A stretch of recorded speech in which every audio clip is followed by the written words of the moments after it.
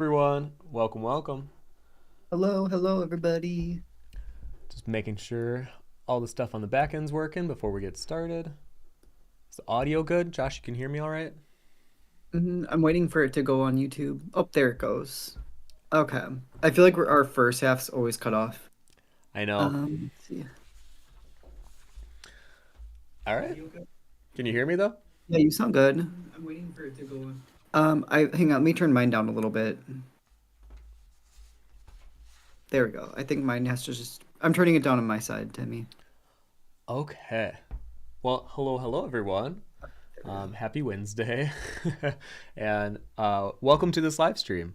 I kind of decided like last night that to start these off, I might just get right into it. I feel like doing a 3 minute buffer really doesn't serve the stream for when it's posted on YouTube after. So I'm kind of like, you know what? Let's just like go right in and start right away. So, hi everyone. I'm Timothy Von Rueden, better known as vonnart Online, and I am joined by my moderator, aka my husband, Joshua, who's in the other room. Joshua, want to say hi? Hello, everybody. We will be drawing and chatting with you guys. And if you have any comments or questions, please put at Vonnart, and Josh will do his best to feed them to me. And we will have a fun little conversation today. Now, like I said, I'm going to just kind of jump into this. So essentially, I have been drawing scam likeness characters for this past, I don't know, month. Well, actually, really 2 months. And I have some examples with me. So I have been drawing them a lot. The show really affected both Josh and I when we watched it in January. Never heard of this show really before, besides like maybe some GIFs and memes on Tumblr back in the day. But I was really inspired by them, and this month's Discord challenge, which you can join below for free, became a likeness challenge. So I kind of took my love of this show and wanting to draw the characters and made it into a challenge, and I kind of have been really drawing a lot of them. These were kind of my warm-ups back in February, so any day that I felt like I wanted to warm up before I got started, I would draw either a scene or the characters just being shot at some point in the show. And then eventually I now have this kind of massive collection, and here's the thumbnail for today.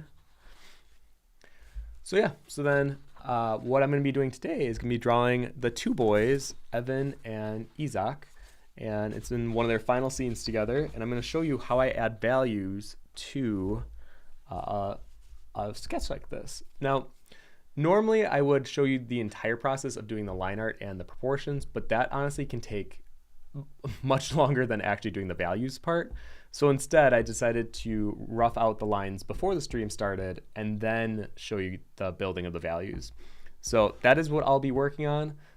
Today, we don't have to just talk about adding values to a piece. If there's anything else you guys want to talk about, I know we've had some lively discussions on Discord lately about where's the line of copyright and stealing from an artist.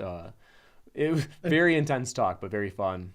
And also, I guess just as I should just get going as I'm talking. If Josh, you want to say any of the hellos, and then we will go ahead and just get started. Also, hello everyone. I hope you're having a wonderful Wednesday. Corinna Pullman. Happy Wednesday from Germany. Hello. That art guy. Oh my gosh, I know your name. Uh, I know your name. We've done this before. Good to see you though. We have Candor. Hello. How are you Hello, doing? Candor. We're doing very good. Prepping for three conventions in a row right now. So this Yeah. is the day before the storm for us. Candor says it's really insane how well you draw Henrik. He is so hard to draw in my opinion. So much harder than Isaac. He has a very unique face shape. Uh, it's been funny. I've noticed drawing these boys now over and over. Isaac's lips are very hard to draw, and then Henrik's kind of head shape is hard to draw. So those have been kind of the two consistencies as I've been drawing them over and over that I've noticed. Yeah, is Tarjay, right? Target and Henrik. Yeah, he has his lips are interesting. They like have a weird cleft in the middle.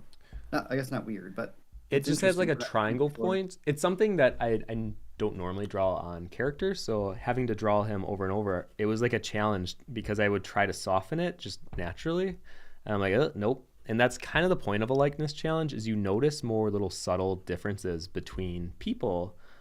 As you draw them, you'll notice, oh, this is not how I would normally draw in eyes, nose, or mouth, or whatever it is.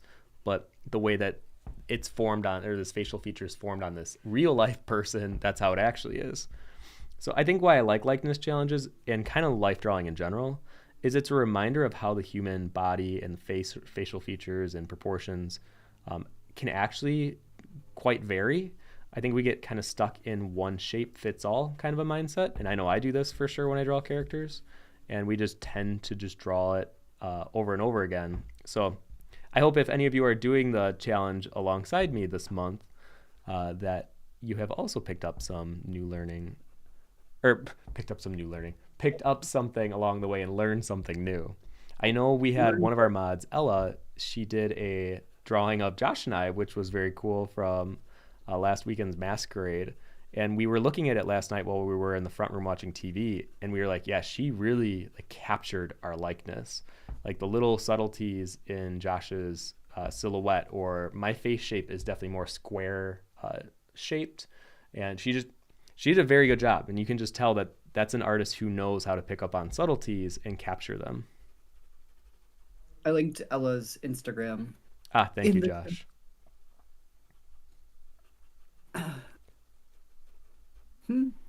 Antonios, that's right. I have this. I can do this. I think so. It's weird because some of you guys are in Discord, but you have different names too. So I get all confused with that sometimes. Candor says a bit tired today because I caught a cold, courtesy of my students. It's really kind how they sneeze at me. Yeah. Yeah, that's my friend Autumn works with. I want to say it's kindergarteners, and yes, they're always getting sick just because the kids have. Yeah, no need to cover your mouth when you sneeze. Just let it fly. Just go. It's crazy. They'll sneeze on a toy, and then another kid just picks up the toy, doesn't even think about it.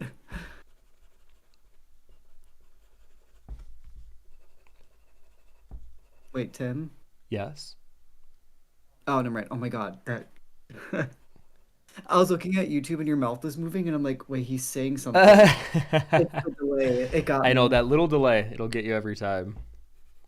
I should just mess with you sometimes and just like move my mouth, but then not actually talk. Oh my God, that would trip me out. Um, Oh wait, really quick. Sorry, Henrik. I'm gonna put a post-it note over him. I noticed that I normally work left to right, but because I have the line art already down, I'm gonna be smudging it a little bit. So to prevent that, I'm just gonna have this here to help keep those lines as clean as I can before I move on to him. I think I'm gonna do Isaac's head, hat, and maybe a little bit of the collar, and then move on to him. So that at least that way, depending on how long the stream goes, those two areas can be done because those are definitely the focal points of this piece. find someone that looks at post-it notes like Tarjay does.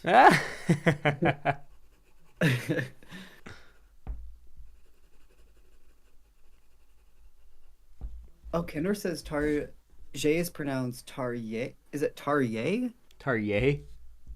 So to say. That's kind of a fun name. Tarye. I know we do well, I know Tarjay is funny because that's how we always say Target. We'll say Tarjay. We're going to Tarjay. That's the cool way of saying Target, or at least what millennials think is cool. Yeah.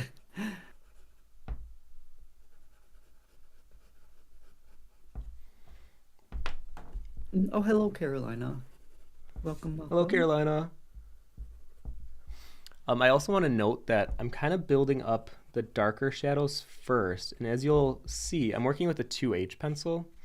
And I'm just moving myself around. I'm looking at the reference. And if any of you guys want to see the reference that I'm working from, I posted it in the Discord, I think yesterday, under I think it's my art category. But anyways, I'm looking at the darker areas and I'm just slowly building them up with the 2H pencil.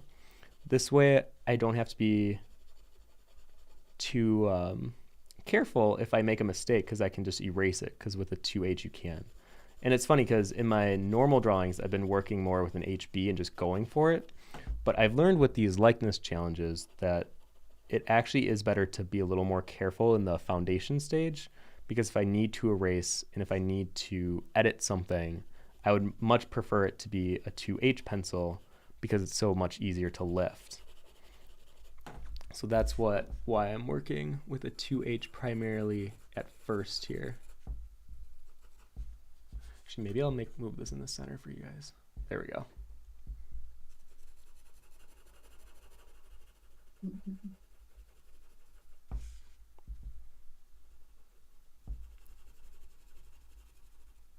Mm-hmm. Yeah, something like that. So then eventually, something that I learned a long time ago that has really helped me when I'm doing kind of these realism studies is I'll do a pass over the entire area of skin. So like this. So I'll go really light and just kind of give, oh, so it's almost like adding a local color. If I was working in color, you're adding like a base value. And then that base value, you can shift a little bit and add value on top to add in those little subtle movements, like this neck. I can add a bit more shading to imply how that shape looks there. And then right when it cuts into the t-shirt, I'll make it a little darker. I always call this kind of the ugly stage. So you'll slowly start to see them come alive, because as of right now, it's going to look a little messy, and it'll continue looking a little messy for a bit. Oh, let me move the chat over here.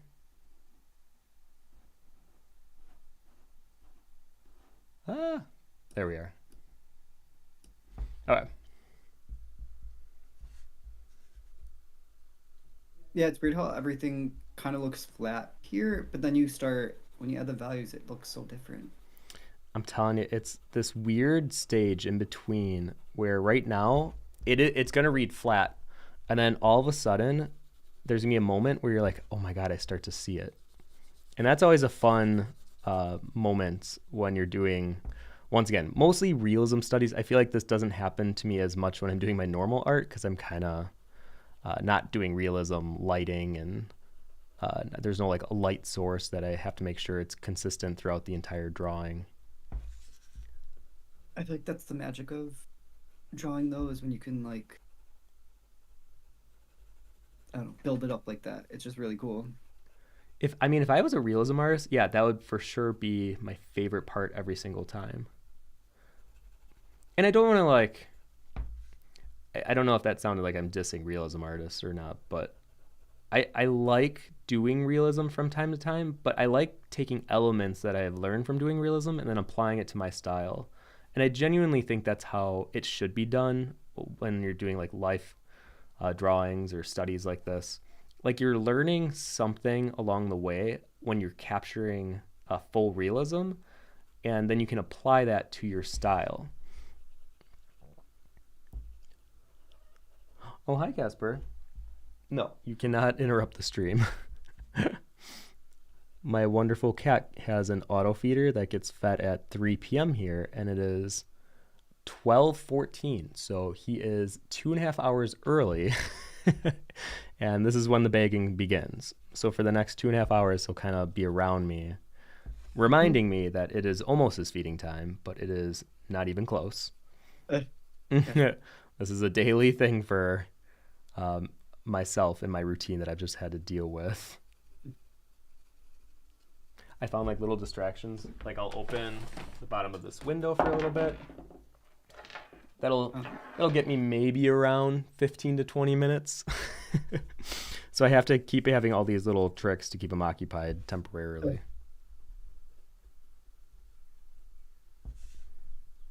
Hello to fellow human. Hello. Basil, hello. Good to see you. Hello, hello. Gasper. So here he is. Just meandering on my desk. You want to look outside? Here. There you go, baby boy. Karina Pullman asks, how many hours a day would you say you draw? All different projects included. We'll love to know. It definitely varies. I would say lately I've been on kind of a working kick. But I also like to draw like in the front room with a Netflix show on in the background. So I'm not the most efficient. So like even if I set a high number, I mean, you got to remember I'm moving a little slower because I'm half paying attention to a TV show. So I don't know if it fully counts, but I would say roughly at least around 8 hours. Um, but like I said, a bunch of those hours are me half drawing, half paying attention to a show. But then on days where I'm like really focused, it could almost be nearly when I wake up to almost when I go to bed. Um, Yeah, there are days that you would have done that. I think lately it's been harder just because conventions and then. yeah, conventions always throw such a huge wrench for us. And I even, maybe even for your schedule, Josh, it's like I can't get into a consistent routine because I know it's going to be broken in like 4 days, you know? Yeah, conventions do kind of. I love them, but they do kind of throw off the daily scheduling. Mm-hmm. I like routine a lot, and they definitely take that away a little bit. Come on, pencil, work with me here. Something very weird is sometimes when I'm working with graphite pencils, I'll notice one of my pencils doesn't glide the same way that my other pencils might. And I'm sure some of you will be like, what the heck are you talking about? Oh, there we go. Sometimes the graphite will be a little crispy. I don't know the exact technical term for it, but it doesn't glide very smoothly. Um, and then I'll notice myself switching. It doesn't happen often, but every now and then I'm like, oh, it's not it's not being laid down the way I want. Like you can see how maybe a little bit here, it's just inconsistent. Where when I'm doing a undervalue, I need it to be super consistent and very smooth because when I start to add the darker values, that's when it'll get a little more um, textury. But in this stage, I want it to be as smooth as butter as I possibly can get it.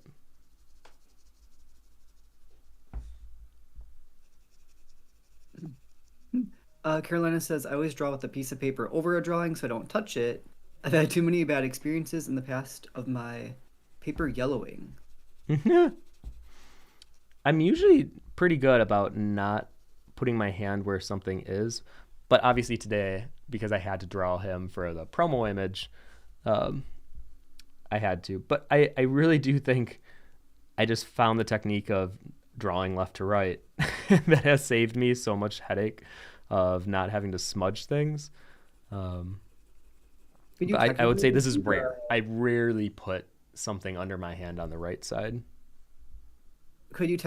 the setting spray? Like you do your base layer set spray, if the would that Oh, still smooch with that I on? wish. So when you set it, that is officially the final. Oh, so you can't even draw over that spray No, usually. because It, the paper texture is no longer gonna like adhere to the graphite that you're putting down. oh. Like you can definitely draw over it, but it's not the paper texture the way that it was before you sprayed it. Whenever Tim makes me spray the originals, I'm panicking every time. And I'll meanwhile just kind of grab it, and Yeah, you just Psh. It's like hairspray for you. I feel like I've done so many of them at this point. Yeah, I'm just ready for like a little caked on bit to like spew a chunk out or something and then ruin it. yeah. Weirdly, that hasn't happened yet. I'm kind of surprised actually. Now that you're saying that, that's never happened to me. You know what I mean? Yeah, sometimes when you like use that aerosol like a can, it will sometimes like squirt a little bit extra with it. Yeah, Yeah, it's never gross. thankfully. Okay, stop. Kendall, I kind of want to draw as well, but I also want to watch Tim and just zone out into the magic. Whatever you prefer. I mean, I love that these streams have become for some people like a drawing in the background or like listening in the background. But back when I was in college, I loved being in a classroom where I could just listen to other people's conversation. I know it might sound surprising because I feel like I always talk now, but back in the day, I actually liked listening, like being in a room and just listening while I worked.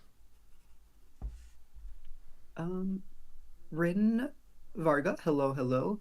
I love to stay longer and draw with you, but I can pop in for a few minutes before I hit the road. Hello, Yeah, he's hello. Well, welcome for a little bit. right. We will be following you tomorrow on the road as well. Um, And oh my gosh, hang on. The names. That's right, Antonios. That's you. Does your cat ever act like he hasn't been fed? Every day. That's basically Tigil all the, or not Tigil. I was reading Tigil. Hello, Tigil, by the way. That's basically Casper all the time. That literally day in, day out. That's Casper. And he I don't know was too. like kind of chunky for a while, so we had to put him on a diet, and I think that really messed with him. Um, and now he has bullied our other cat, Astrid, into kind of eating some of her food. So we had to get a feeder that literally has a lid on it that closes when Astrid's not within, I think, 10 inches. There's a Bluetooth in her collar, so when she's within that 10 inches, it'll open. Casper has figured out if I just wait by her, whenever she leaves, there's like a 5 second interval where he can get a few of her pellets. It, I think he's extremely smart, but also very spaced out for every other thing. Like when it comes to food, I think he's Einstein. But then everything else, he's just like in one ear, out the other. There's nothing really going up on in there. Uh, Tigil, am I a fussy, hungry cat? Yes.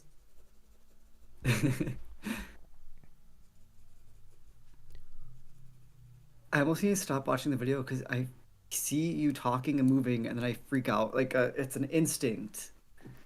I'm I would like, just turn the "Oh, volume off on the YouTube and just listen to it's the Discord. it is off, but I have the video up so I can see what you're doing. But then I see your face and you're talking. Yeah, maybe hide it then if that's messing with you.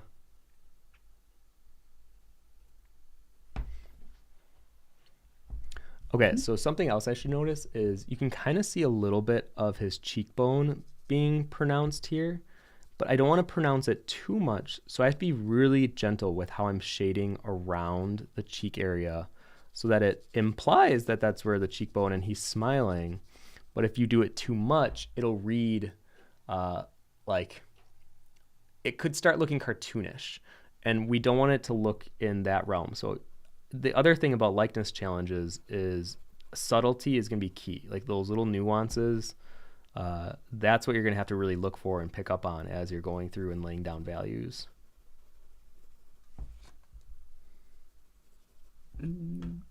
Candor says, I know the feeling.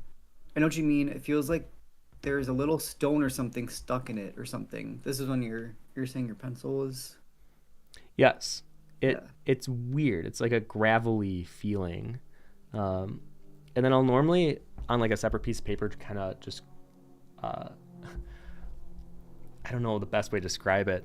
I guess just harshly make marks until I feel like maybe it's smoothed out or it got that weird speckly part out.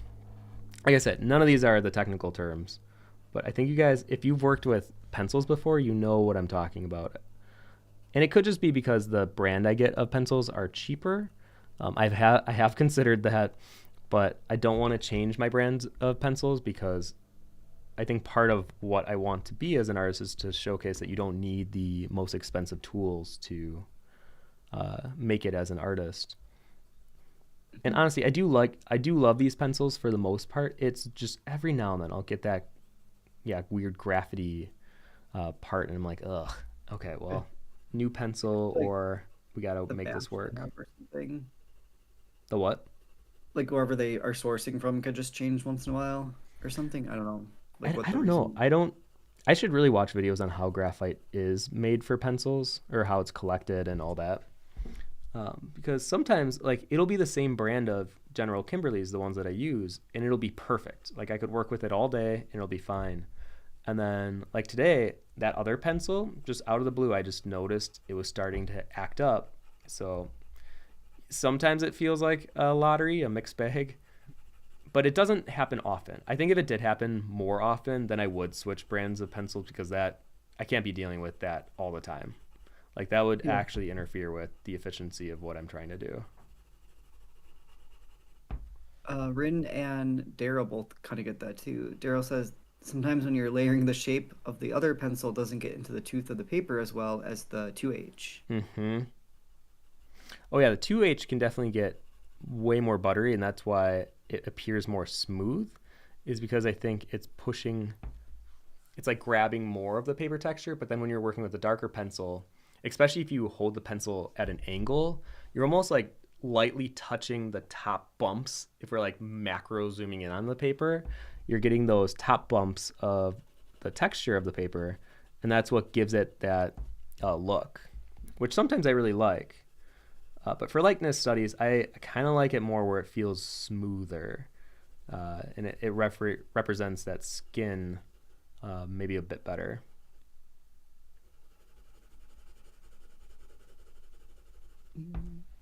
Tigil says, I've been drawing in layers sometimes. Drawing spray. Again, not always, but on big pieces I've done that before. I have never sprayed a piece while working on it. That would make me a little nervous. I give you credit for doing that. Because I do feel like, I mean, maybe, I don't think it would change the texture of the paper, but you think it does a little bit? Well, I don't know, Tizzle. You might have to correct me if I'm wrong. I think he means like he'll spray the parts that's done. Oh, gotcha. Maybe not, though. I don't know. So, like, fully render out and then spray that part and then keep going on to the next part kind of thing. I assume that's what he means, but we'll see. Okay, something else I want to note, the t-shirt in the reference is white, but I am going to also do a very, very, very light pass over the t-shirt as well, because nothing in reality is actually black or white. So I try to always give a little bit of a value, even if it's 0.5% of a value, just to showcase it being closer to the reference. But sometimes I like letting the negative space fill in, even if it is a likeness study. I think sometimes my style comes through, which is I like working with negative space and the contrast of it. So we'll see. I'm going to try to keep it somewhere as a blend in between the two. I definitely want it to lean more into a likeness study, but I still want it to read as if I was the one who captured it.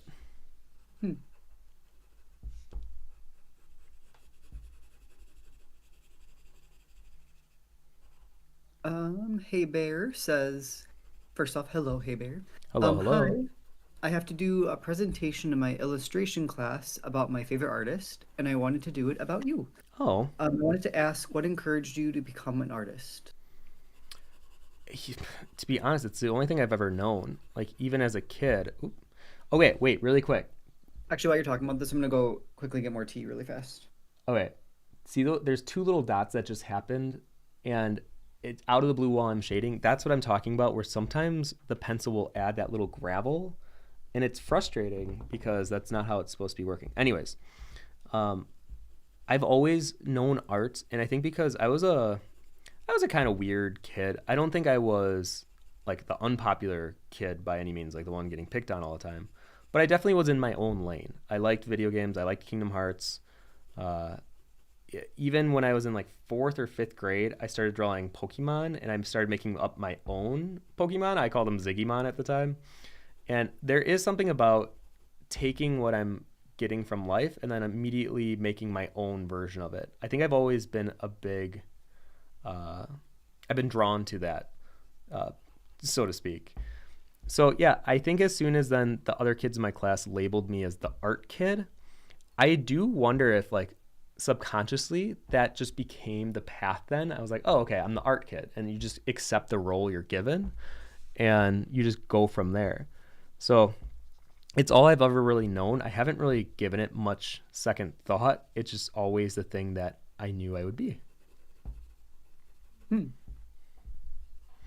Okay, like I said, I'm not going to go too far down into the clothes because I want, at least for the stream, for their headshots to be complete. So I'm going to do one more light pass over Isaac and then move on to Evan. And then I think what we're going to do is switch to a darker pencil, and I'll show you how to lay in those darker values to kind of punch it up, and then for the forms to really start to give shape. Mhm. Oh, Rin is heading out. Take care. Safe travels to you. Take care, take care.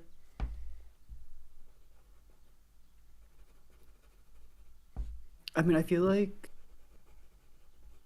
you also had natural like abilities, I think, or you were like somehow just enjoy drawing. Your sister probably helped a lot. You always say too. Oh, that's right. My sister definitely, like, when I do have one memory of being 5 or 6 and then being in our kitchen at the time. And we had like a marker box, as I'm sure many of you guys did. And my sister would always draw with me. And for some reason, I remember this Halloween coloring book when I was very young. And I really enjoyed that coloring book. And I sometimes wonder if that's maybe what influenced my love of Halloween to some degree. It's like I wish you could analyze your life like third person it, especially when you were younger. And you could be like, oh my God, yeah, this is the reason I think I started moving down that path. I'm a big believer in like 1 degree pushes, or like you get pushed 1 degree in a direction when you're younger. And then that 1 degree difference over like 20 years becomes like a huge difference. And especially if you encourage that degree shift. So that's something I've always noticed, these little like degrees in my life. So yeah, my sister was a big influence. I don't believe in natural talent. I know that might be a hot take, but I believe that anyone could become an artist or gain the technical abilities to do what I do. But I do think the thing that can separate an artist from a producer is the experiences that you have in life are yours alone. Like no one else can live the life you've had to an exact T. So what you create, that is what makes you an artist. And I think that's what separates you. So I always try to remind artists like you are your best asset. You are your best source of inspiration. Take your life experiences and apply it to whatever you create. And that's what people will connect with. And I think sometimes we get caught up so much into, I want to create what's popular. I want to make money from what I do. But what's kind of ironic is the thing that could make you money or could push you into success is like really leaning into what you find interesting or unique, or maybe the hardships you've gone through, whatever it is, and then integrate that into your work. Oh, I was going to close the window, but I didn't realize he is laying completely in the window. Sorry, Gasper.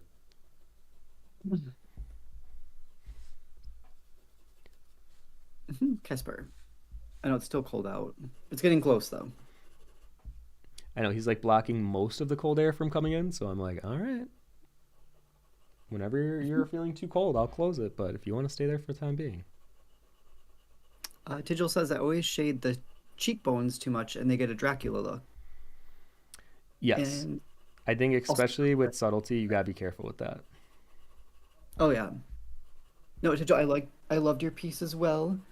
I like that you gave me the long hair though. It was a fun little touch there. So for context, Tijl drew Josh. That's what Oh he's talking about. yeah. And then also Josh, that Ella piece of you is so cool. Oh my gosh, yeah, we were talking about that at the start. That was such a fun little surprise. It's just, I don't know, it's neat that someone would want to do that.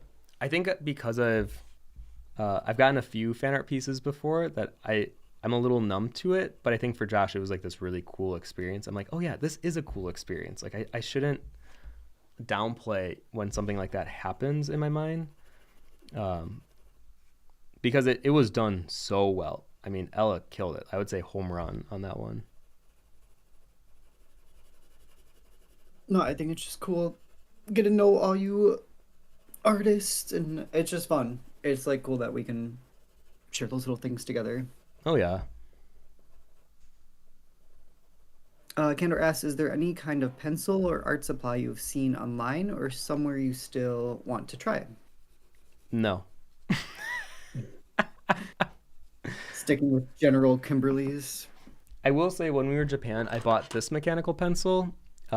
It's pretty nice. It's a .3. But I'm so used to the tools that I work with. And like I said, I am not a believer in the tools can make you a better artist, like almost at all. So yes, I think the tried and true pencils that I have are great. I don't need anything else. And to be honest, everyone, I've been trying to get, people always try to give me sharpeners, or I get a lot of requests from like professional sharpeners online. I did get one that gave one to me for free and I tried it. But the thing is, I actually like duller pencils. So not only do I like cheap pencils, but I like them dull. So I am working very bare bones, and that's just the way I prefer it. And I've already gone through the trials of testing different papers, different pencils, and that was all in like my early to mid 20s.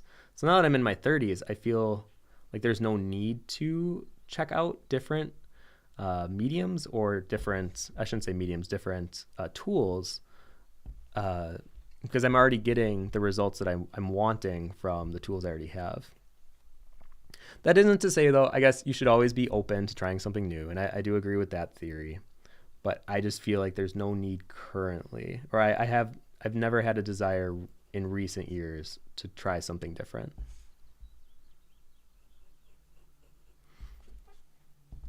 Um, oh, hello, Houdini Bob. I notice you do not sharpen your pencil. Yeah. Just beginning my art journey, I've always heard to keep it needle sharp. From your work, that seems incorrect. Do you know what's crazy? I rarely sharpen my pencils. Like, hold on. I can show my art case right now. All of them are, none of them are sharp. Like, some of them are like close, but most of the pencils I like working with are rounded to some degree. Um, and no offense to the teacher that told you that, if a teacher tells you something has to be done in the art world, immediately take any advice they give with a grain of salt, because nothing has to be done for you to make the art that you want to make. I always give suggestions on how I do things, but I definitely am very aware that this is not advice for everyone, and it's going to stick for some people and it's not going to stick for others. But if a teacher is telling you or someone's telling you your pencils have to be, perfectly sharp to create art, I'm telling you, I do not sharpen my pencils at all, and I think I've done pretty okay for myself in the graphite world with dull pencils. And I Yeah, guess probably for starting out, would you say keeping it sharper no. helps? No, just I do actually whatever. wish I would have been told early on to not sharpen my pencils and to give that a try, and then to keep it sharp and then give that a try and try both and see what works best. Because with a duller pencil, you get more of a surface area. And I think the reason people consider me a faster pencil artist, even though I guess watching these streams, you're probably like, he seems like the slowest artist. When I'm not talking and drawing, I definitely move a little bit faster. I think it's because my surface area on the pencils I work with tend to be technically a little bigger because I'm working with rounded pencils.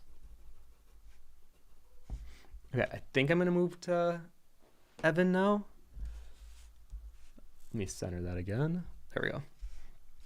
And then I'll go back and do the darker pencils.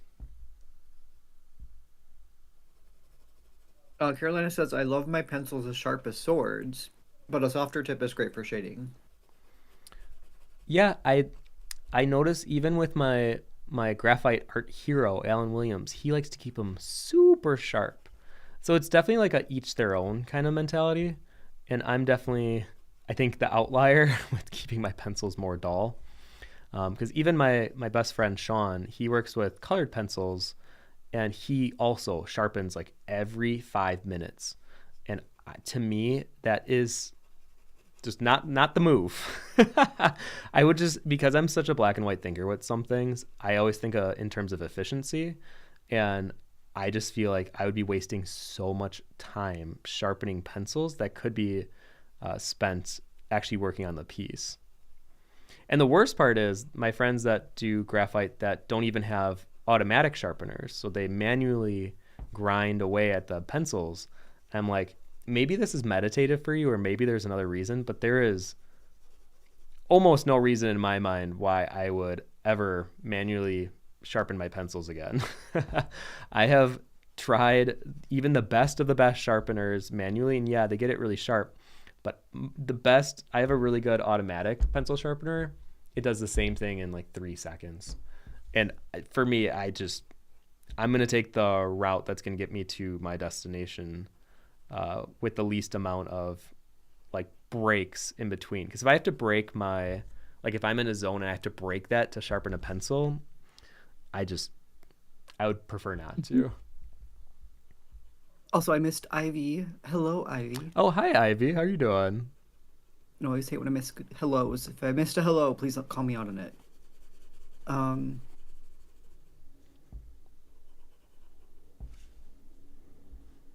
Elaine. Oh, hey, Elena. Hey, y'all. I'm doing this more so as a podcast because I'm running around my flat for things to sell at a secondhand shop to take there tomorrow. Oh, cute. Well, welcome to the podcast. I know a few of my friends wanted to start a podcast. It might happen in the future, who knows? But going back to efficiency, if I'm going to be doing something other than drawing, I would rather somehow make it so I could also draw at the same time. So I think doing stuff like live streams are perfect because then I can still yap on about whatever we want to talk about, but I can still get stuff done at the same time. Also, really quick, I'm going to do an art thing. So his face is a little intimidating because there's not as much shading. So sometimes I notice I'll try to find an anchor point where it is darker. So right under his chin and where that meets the hoodie, it's very dark. So I instinctually make that darker and move around this area. And then I find, okay, so that kind of bleeds, that darker area bleeds into his neck. And I'll work it around. So sometimes building the area around a trickier spot might make the trickier spot easier by the time you're ready to attack it. So that's what I'm kind of doing. If you ever see me lift my pencil and go to a new area, I'm trying to create what I call anchor points. I think that's the actual term. I don't think I made that up, but that is something I often do in my work, especially when I'm doing faces. And here I go once again doing the underpass, and you'll see how it just creates a nice consistent value that I can work off of, and then that becomes essentially the tone of the skin. And then I can work the little shadows here and there to give little nuances of where I forgot what this part of the neck is called, right under the Adam's apple. It's, I think, near the clavicle, but I can allude to that with some of the shading here. And then, as I mentioned before, you don't want to go too harsh on the shading because then it can get a little cartoonish, a little comic book. And when we're doing likeness study, I try to actually keep it closer to realism. Henrik has a really big, what's that called on your neck? Adam's apple. Yeah, that's right. Thank you. Like a lot of guys get that. Most guys get that. Actually, some would argue all guys get that. They all get that, but they're not. Some have them really small ones, some have really big ones. His neck is crazy long. Like, he has one of the longest necks I've ever seen on anyone, ever. Yeah, it's like skinny and long though, so I feel like maybe that's why it shows up more too. Yeah, probably. Yeah. It becomes more pronounced.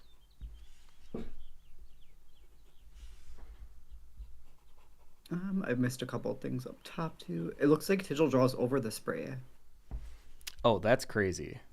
I mean, good for you. As we're talking about like techniques that work for some and not for others, you know what? Then that's your thing. You're drawing over the spray. Yeah, Candor used to use hairspray then to set. I have heard that technique. Actually, that one I have heard a lot. That would be sticky though. Oh my god. I've never done hairspray because of my fear of it getting sticky, but I have heard of actually a lot of people that have done that. Okay, maybe it like settles into the paper a little bit so it's not as sticky, but to be honest, I wouldn't know because I've never used it. Candor says, I have a sharpener where you can choose how dull you want your pencil, which is kind of neat. What?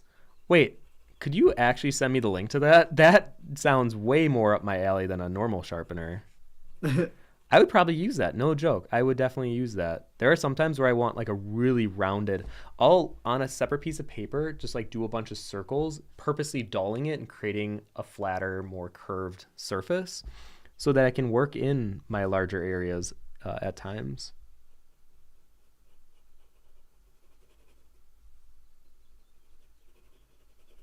Okay. Ozu boy, hello. Good day, vonnart. I have a question. How did you know drawing fantasy is your jam? How do I know that drawing fantasy is my jam? Yes. You just know. You feel it in your bones. Or how did you know, I guess, like when you were starting off? This I feel like the same reason that you're attracted to anything. It's just this natural instinctual pull. I'm reading this book actually right now called The Creative Act, and it really talks about tapping into that mindset. It's almost like a childlike wonder of the world. And you'll notice you're gravitated towards certain things, whether it's subject matters or themes. So for me, like sci fi is not my jam, Western, not my jam. Fantasy, drama, and to a certain degree, horror, definitely my jam. So, like, when you feel these natural inclinations, lean into them.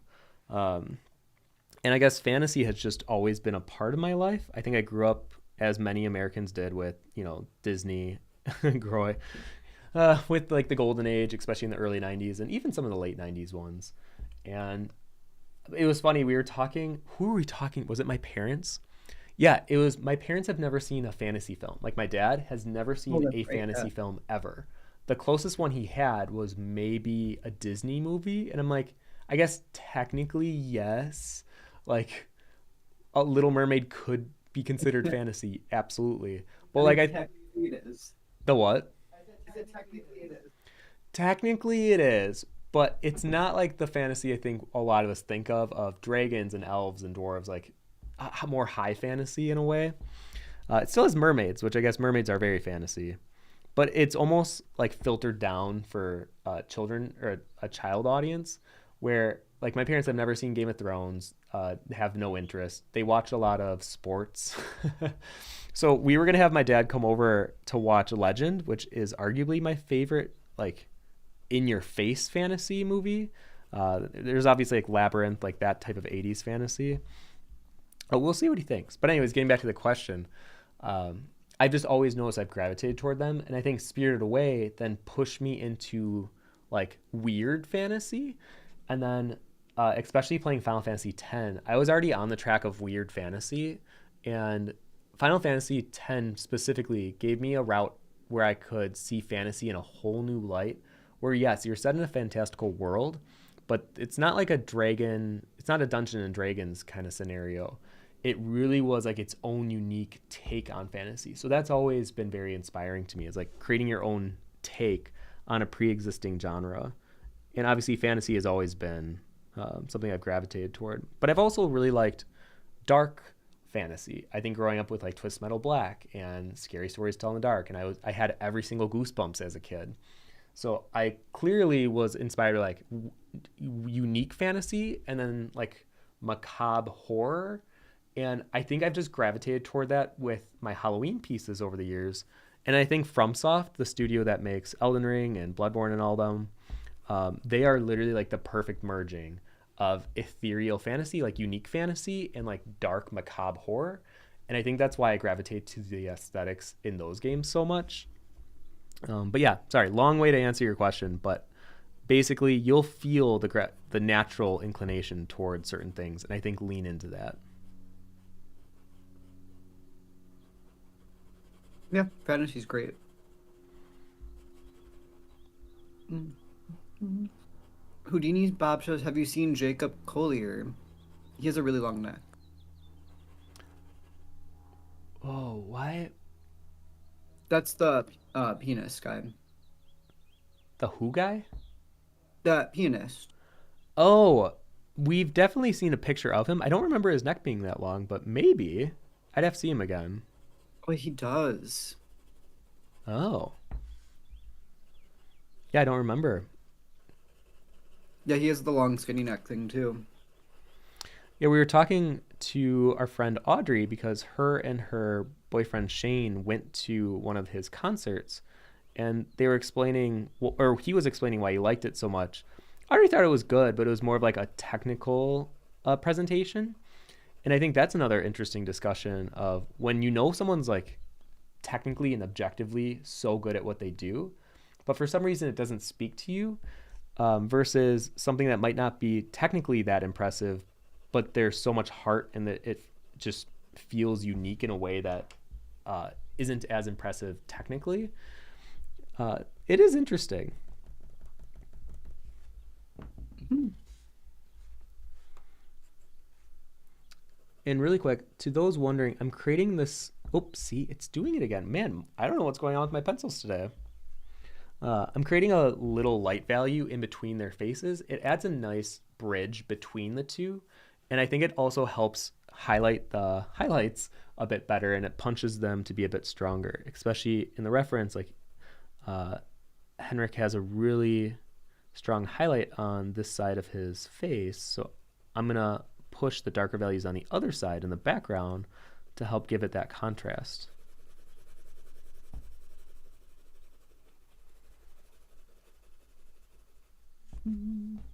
Oh, hello, Dirtle Turtle.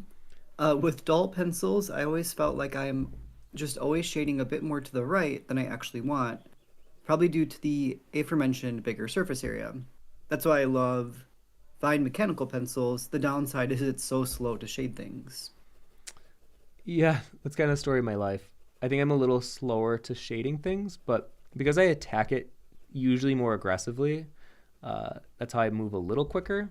But I will say today is a little frustrating because like there's even this little dot that just happened. Yeah, the pencils. I don't know why today of all days. I just have to work with them. But yeah, like I said, I don't think working with dull pencils is for everyone. Actually, I don't think I've talked to anyone that likes working with dull pencils besides maybe I think Babs. Babs will work. Babs Webb for reference. She sometimes works with dull pencils, and she likes to work with powdered graphite a lot, so she doesn't mind it getting a bit messier. Um, but yeah, for most of the graphite artists I talk to, it is super sharp pencils.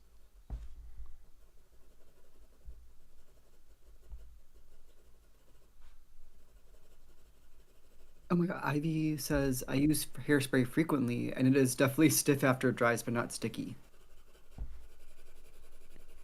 Yeah, interesting. I don't know if I'll ever try it because it's still, for some reason, it does scare me a bit.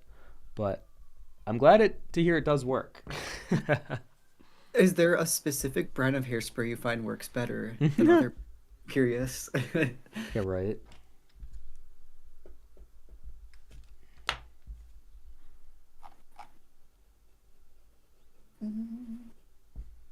Actually, this is really nice right now. Crocheting my blanket, chit-chatting. Sounds like a lot of people are working on stuff today too.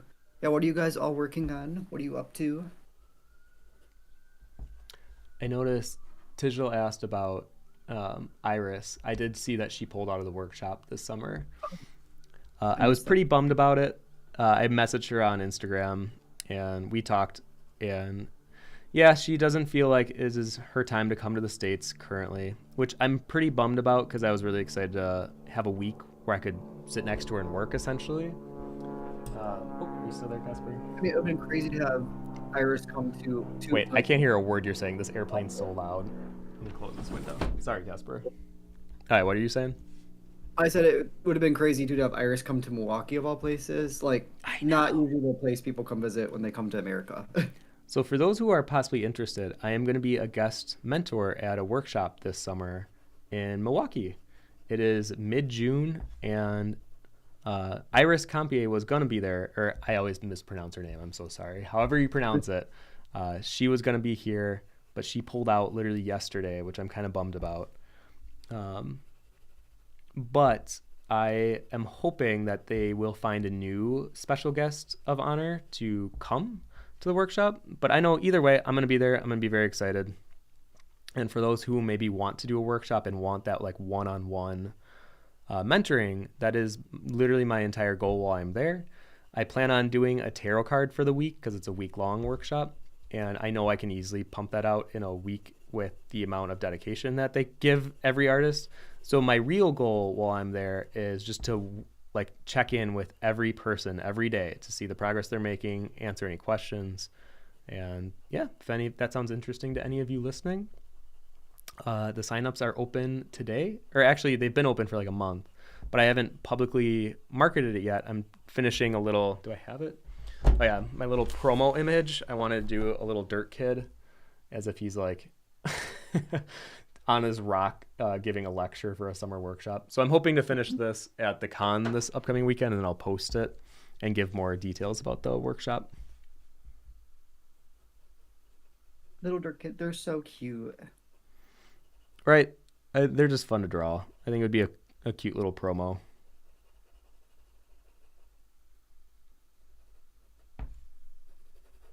Tim's a little dandelion. Right, I was trying to figure out what flower I wanted coming out of like my Dirt Kid representation.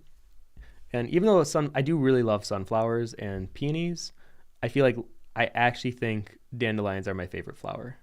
I love dandelions.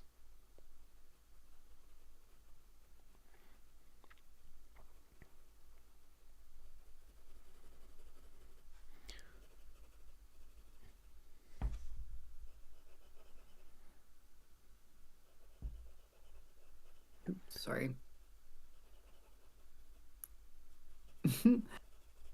Ozzy Boy says, I really like deep-minded answers. Found them very constructive. Define what? Deep mind answers. Deep mind answers. I mean, I have a bad habit of ranting. I think because I've been streaming for so long, I've learned that when I answer, sometimes it's easier for me to give long answers so that way I can keep focusing on the drawing as well. And eventually, while I'm rambling, I'll get to the point of what I'm trying to say. But I think it sometimes can be a bad habit when people are maybe wanting a quick answer and I'm taking forever to get to the point. So yeah. I think I like that you give, if someone asks something, I think it's good that you give a good detailed answer. Well, thank you, Josh. Yeah. I mean, there's moments answers, but no. Carolina says I'm working on a sailboat line art drawing. Hmm. Is it the one that or is it similar to the one that you posted on the Discord? Question mark. Oh, also, okay, this is a tricky area. I think for a lot of people, knowing how deep to carve this cheekbone can be very difficult because this is where it can, like I said before, also start to look a little comic booky if you make it too dark.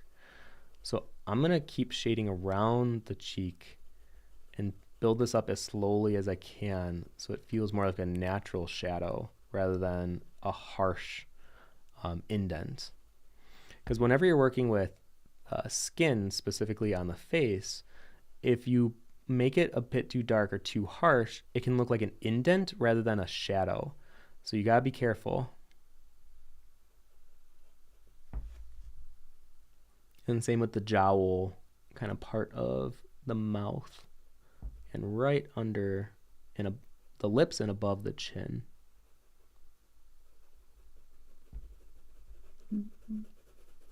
I was trying to find Carolina's sail. I like sailboats so much. Oh, there it is. Ooh. Oh yeah, this is gonna look so cool, Carolina.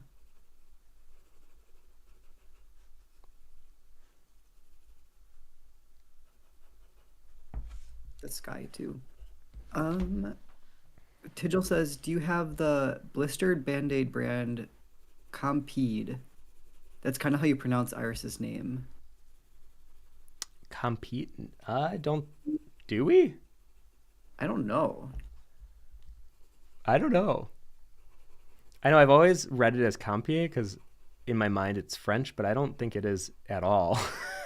So I just feel bad that I don't know the correct pronunciation of her last name. And for those who don't know, Iris is a very, very talented artist. She primarily works, I want to say it's watercolor, but she had this book called Fairies of the Fault Line or In the Fault Line. And I think it's very, very good. She does a lot of work for the Jim Henson Company. So you see her work often associated with Dark Crystal and Labyrinth type stuff. And I think her work's really cool and organic, and it just has that fantasy flair, and it especially has that like 80s fantasy flair that I really like. So that's why I was excited about her coming over, but unfortunately she canceled, and hopefully one day I'll get to have a workshop with her where I can hang around for a week, but not this year. Iris Compete. Compete.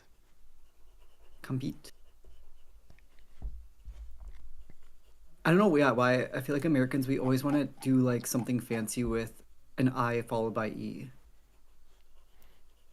I think just the way it looks, it almost gives the impression that it would be French, Campier, but it is not. Or that could just be my delusional brain thinking something just because I want it to be French.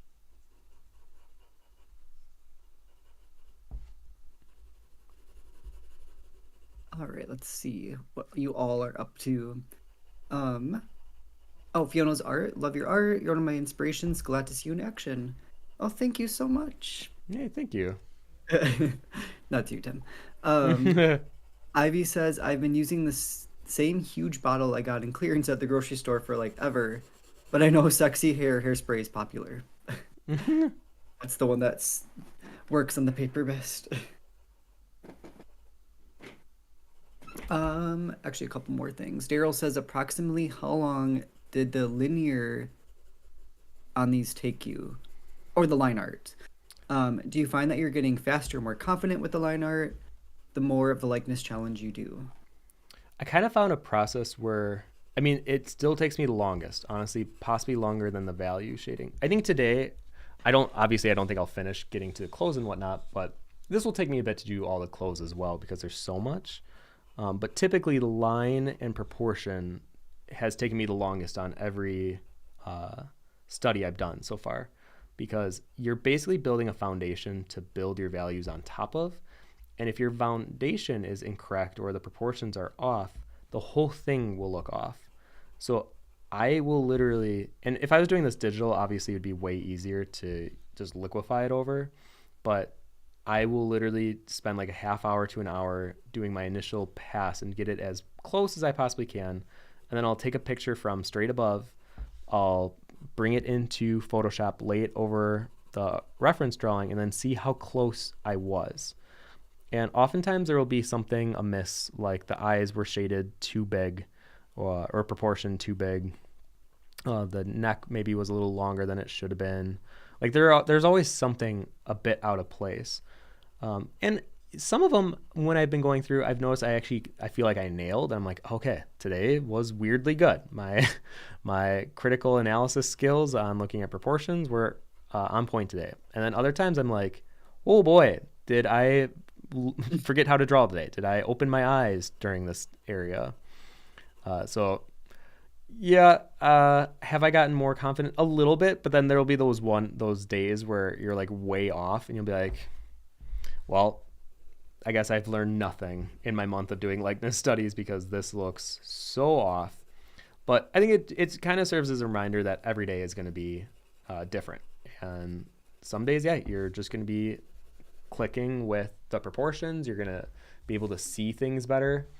And yeah, I would say yes and no. Like, yes, I'm more confident in some areas, but then some other areas, it's a reminder that art isn't always going to be a manufactured production line.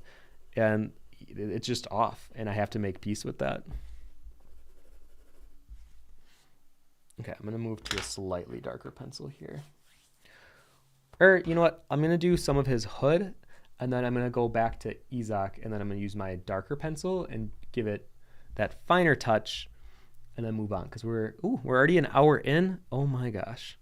This feels like life drawing where you look at the clock, and you're like, no. I was actually liking this one. But it's almost over. Do the timer thing. The what? Remember when we used to do the timer on YouTube for the Oh yeah, drawing? that's life drawing. The life, yeah, and then every time I'm like 5 minutes. Anytime I give you, you're always like, ah. I know. Especially if I like the drawing, I'm always like, because then I know I gotta either pick it up or I gotta then focus on the finer details. Abby says, I'm working on vectoring enamel pins and babysitting my printer. Leaving for Triad AnimeCon tomorrow. You know, something that I don't know if you'd be interested, but the pin manufacturer that I work with is called Galaxy Design Squad, and they don't require you to vectorize anything. So you can literally send them a JPEG, a PNG, a PD, whatever it is, and they will do the vectoring for you, which is very nice. That like works for us, like we stick to it. So I get if you have like a brand loyalty to whoever you're working with now, but I will say not having to vectorize things is kind of a big deal for me because I hate vectorizing, especially when we're sending off things with the gold foiling stamping. Um, so same with moo.com is where we get our small prints, and they don't require you to vectorize it. So I feel like Well, over the course of my career, I've just found places where I don't have to vectorize things. I found that is the one thing I'm not keen on doing, and I will pay even a little extra money if it means they will vectorize it for me. I think the stream pooped for like a second there, but it seems fine now. Because you cut out in Discord too for me. That was weird. Hmm.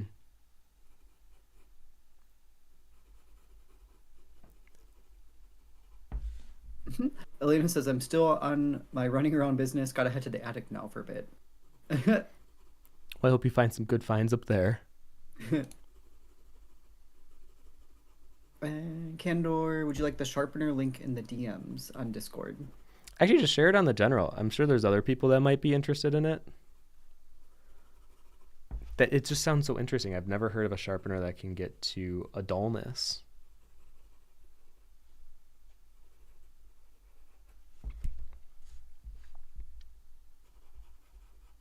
People are saying they're losing sound. It could be.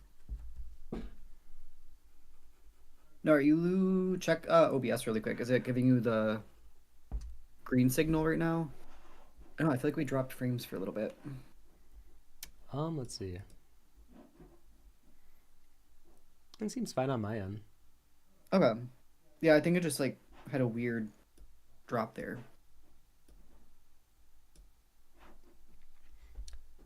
I mean, that was one nice thing about working digitally versus traditionally. I don't have to worry about like a mic or a camera, because I think this adds a bit of processing power to the computer, having to pull from the camera as well here. I don't know though, maybe not, because I guess Cintiqs would also pull the I don't know. We'll see. I think eventually I'll do some digital streams as well, but for now I actually like the setup and I like this camera quality, so I'm hoping it reads okay in for you guys watching the feed. Yeah, no, it was just I think the internet went out for a second there, or like had a weird hiccup. Um, Tigil says, this is a mod question. Can you, after the stream, text me the topic of next month's drawing challenge? My life drawing session is on the 1st. I want to prep my images. Yes, yes. I think I know what I want it to be, but I don't want to say it out loud because I want to think about it, but I'm pretty sure I know what it is, and it's not a typical challenge.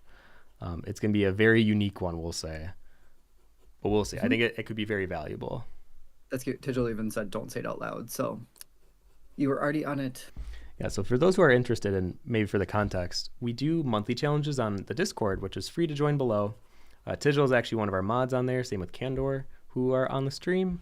And this month's challenge was the likeness challenge, hence why I'm drawing this today. And then next month, I have something a little more special in mind. So if you're interested, you can join that.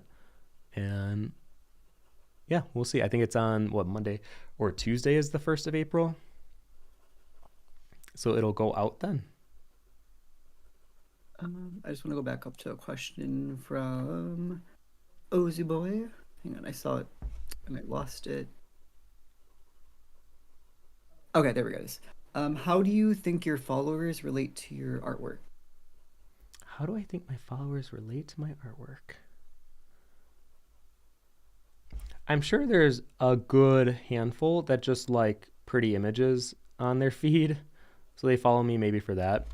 I have noticed with the Drawtober series that I just posted, there are a lot of people that are fascinated by storytelling, and I think that has been very encouraging because I think that's something I've always wanted to dabble more in.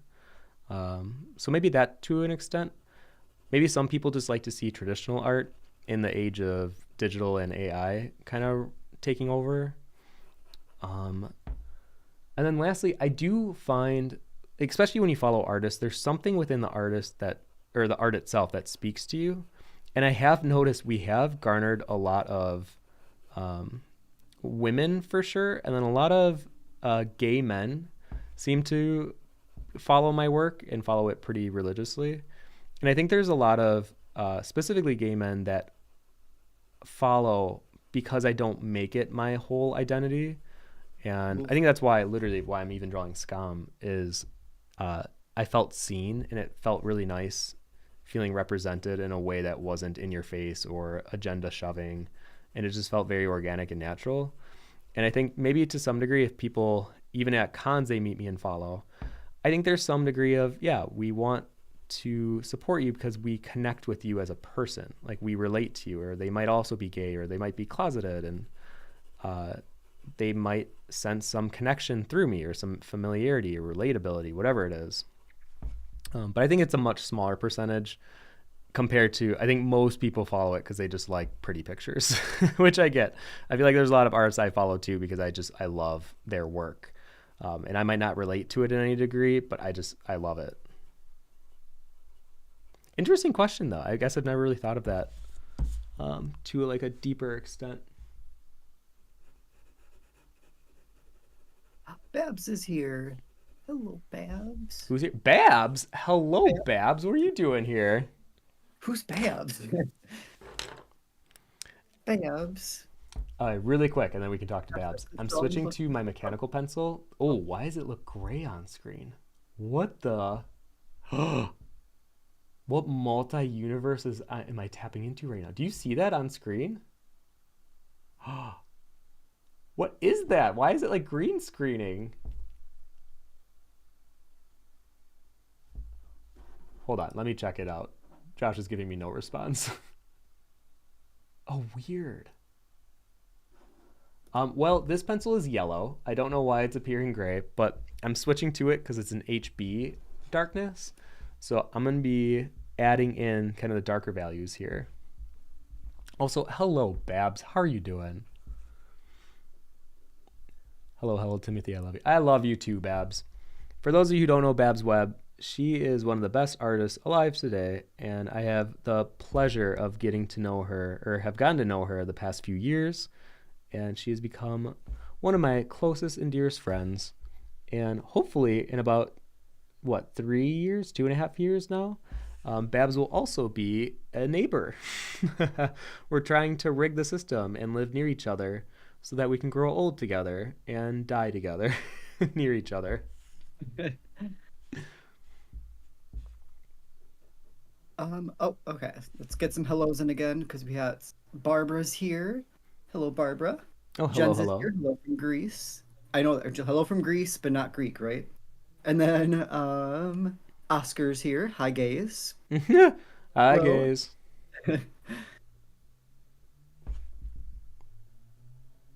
I think I'm caught up in hellos now. Like I said, if I missed it, just say hello again and I'll see it. That's So, the one thing I don't like about YouTube is I wish people could choose their chat color. Because when the names are all like the same color, they all kind of oh, I bleed together. know. It can get a little weird. Yeah. I wonder Okay, if there's an app really thing. quick, not to interrupt you, but really quick. I Me. should say, when I work with my mechanical pencils, these are technically very sharp. This is a point two. So when we were talking earlier about working with dull pencils, I should have mentioned I do work with a dull pencil for like the entire base foundation and for like 80% of the drawing. The last 15-ish% of the drawing is when I'll pull out this bad boy. And this can get those like really sharp, intense angles and the values that I'm looking for. And I like putting these on a foundation first, or I like building a foundation first, and then I'll lay on this mechanical pencil. So yes, I like working with dull pencils for most of the drawing, but then for the last part of the drawing, I should say like working with very, very sharp pencils for this stage. You lied.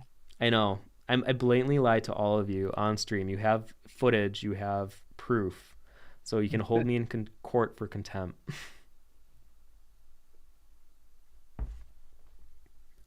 Well, especially for areas like eyelashes, eyebrows, the sharper occlusion shadows in the corners of the face and the mouth.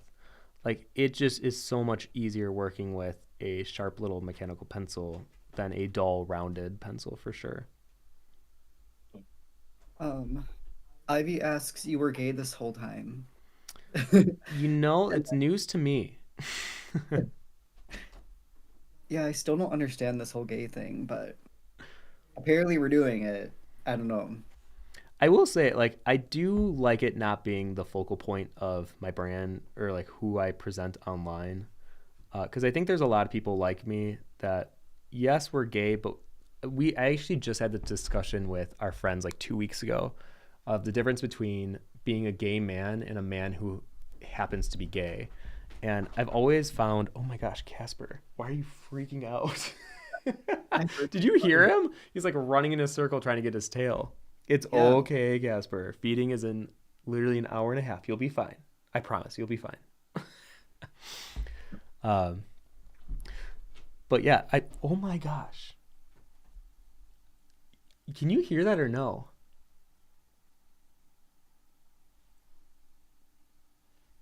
What? Now I can't hear it. No. All right. Well, either way. Um, yes. Anyways, I've realized recently, actually, this might get into a little bit of a tangent, so bear with me for a second.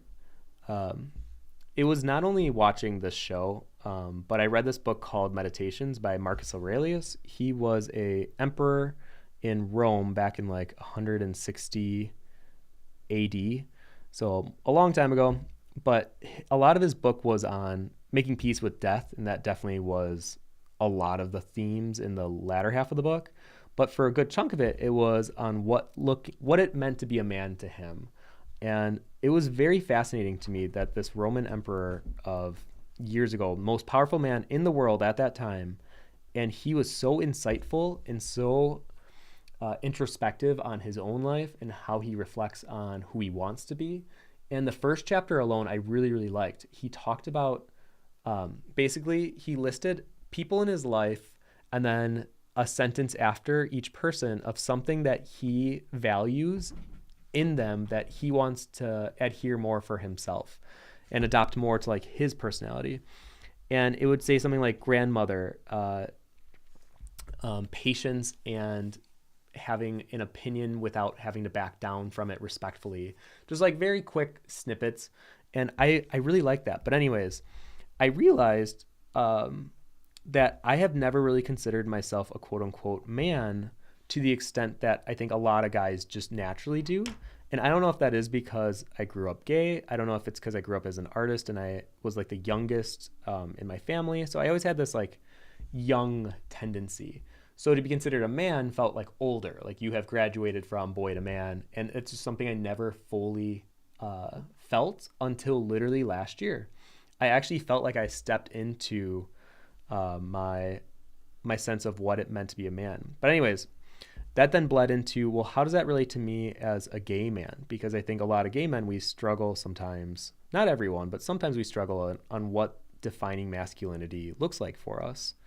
And I think because, as gay men, we get to have the excuse of being more feminine, that when people see us act feminine, it's almost like, oh, well, yeah, they're gay, of course. But then, yeah, when I was in 25, I was 25 when I came out, and I leaned into that. I really liked watching RuPaul's. I went to clubs. We even did a drag one Halloween as a costume, and I realized it was really fun, but it wasn't really who I was at my core. I'm glad I experienced it, and I think everyone should, experiment to figure out who they are deep down. But I actually felt recently, it almost felt like I was cosplaying what I thought it meant to be gay. And it was like a really weird realization for me because most of my friends are straight guys. I actually like competition. I like not so much sports in the sense of watching it, but like playing sports. I still play beach volleyball with my cousins every summer on a team. I'm super competitive, and I don't like a lot of the tropey gay things like watching reality TV shows or Desperate Housewives or whatever those things are called, and very surface level, comparisons. But anyways, uh, having taken that facade off of what I thought it meant to be gay, it has been really refreshing going into the world, just being a man who is comfortable with my sexuality enough where I don't have to play it up. Where, yeah, it happens to be a part of me, but I don't feel like I have to lean into it as much as I used to in my late 20s.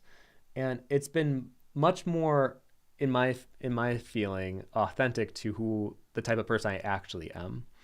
So anyways, very long way of saying it's been a wild road. I keep saying, Kat, are you in the comments? What are you doing here? Oh, hi, Tim. This whole time I'm going on a tirade. And hello, Kat. For those of you who don't know, Kat is my childhood best friend. Um, I don't know what she's saying because I just keep seeing the comments go. I'm like, what is she saying? Josh, you got to catch me up here. No, we were just talking about you coming out. Okay, okay. Yeah, you're good. You're good. Yeah, poor Kat actually had to deal with a lot of it because people thought Kat and I were going to get married. And to an extent, I thought I did for a while in my childhood. But then when I kind of knew I was gay, it was like a weird, you felt like you had to keep up like the projection of what other people were already putting on you. And I think I did that to myself through a while, especially in high school. I had 3 different girlfriends in high school. Sorry to each of those girls. And I just knew it wasn't real. Like I knew deep down I was kind of just playing the part, but I wasn't really along for like, I guess I was along for the ride, but I didn't have intentions for those to actually pursue into anything deeper. And I felt bad because I think I did know I was gay, but those girls were getting kind of strung along. And then we broke up because nothing would happen because obviously I wasn't vibing with it. So yeah, very interesting look at that. And I think why, going back to the original question and my statement of, I think why I don't make it a big brand, part of my brand or who I am or who I present online, because I don't think it is, that big of a part of who I am. And I think for a lot of people, their sexuality isn't something that is front and center. And I don't want that to be something for me as well. Anyways, I'm sorry. I went on a long rant there. This chat is so unserious, and you're Oh no, you're what's being. happening? Um, hang on. Yeah, give me the highlights. Give me the cliff notes. It's too much, Tim. Kat says I turned him gay for sure. Disappointed him so bad. I know. Disappointment all around. It's fine. We both had flings with our girl best friends. I know. I feel bad for the girls that, well, it's such a different time nowadays where I feel like most, or at least my perception of it, I'm assuming here, but my perception of nowadays in high school, it seems like people just come out.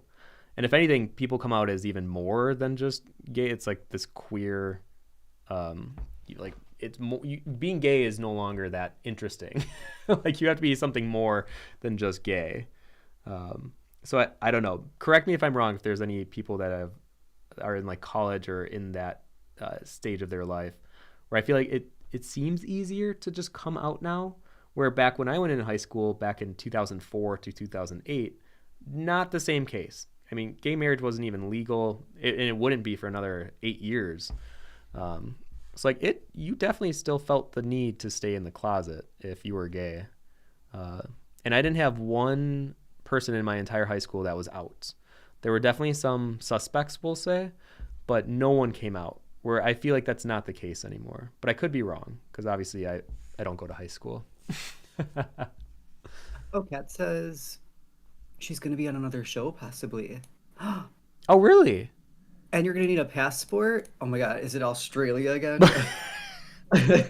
Could you, Kat, if you go to Australia again and another COVID happens and you're locked there, Oh my God. you call us whenever you need. We'll be here for you.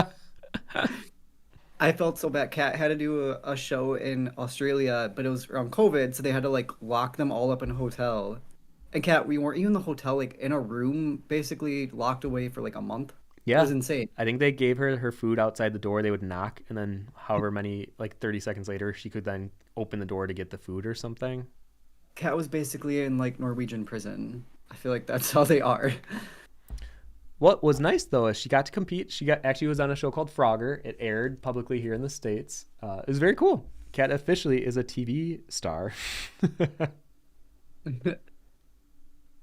I still think it would be cool if you got on Ninja Warrior, but I know I don't think that's much on your to-do list anymore.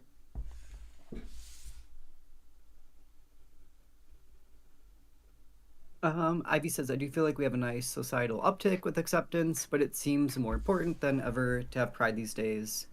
USA perspective. I don't, I'm excited. Tim, and we're gonna go take Tim to his first pride this summer. He's never gone to one. Yeah, we'll see. I'm curious how I'll interpret Pride. I mean, I'm assuming I'll like it to some degree. Like, I'll have fun for sure. It's basically, yeah, it's fun. I know from a lot of our friends that have talked about Pride and the events of going there, it is a very like high hookup culture type event for those who are actually gay men that go to it. Which I don't think that should be the flagship of what we're promoting at Pride, because then the people that do see being gay as just like sexual deviance, I think that only like helps further their argument. Could be wrong here. I've never been to one, so I guess I shouldn't be saying what I think Pride is. But Josh, you've been to a couple, haven't you? Yeah, I don't know. That's not. I feel like, as with anything, you go. It's what people go there to look for. So if you want to go to have a good time and just hang out with That's true. friends, yeah. Oh, Tigil hasn't been to Pride yet either. I Like, mean, it's like I definitely oh, was a club kid for a little while, so I'm sure I'll like, enjoy it just for like the festival vibe of it all, and just dancing in the street and all that. Like I do enjoy that a lot.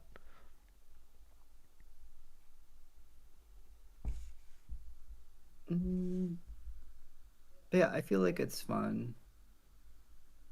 Usually there's like fun drag queen shows you can go to, fun music. We don't really drink anymore, so that doesn't really matter. But yeah. Really quick. So I think with Isaac, I might do a little editing here and there, but for the most part, I'm gonna move on from him to Evan and try to get now the darker values on him. But you can kind of see the contrast of how this pencil really can add that darker value. So the before and after. So now we're gonna do the same thing basically on the right side.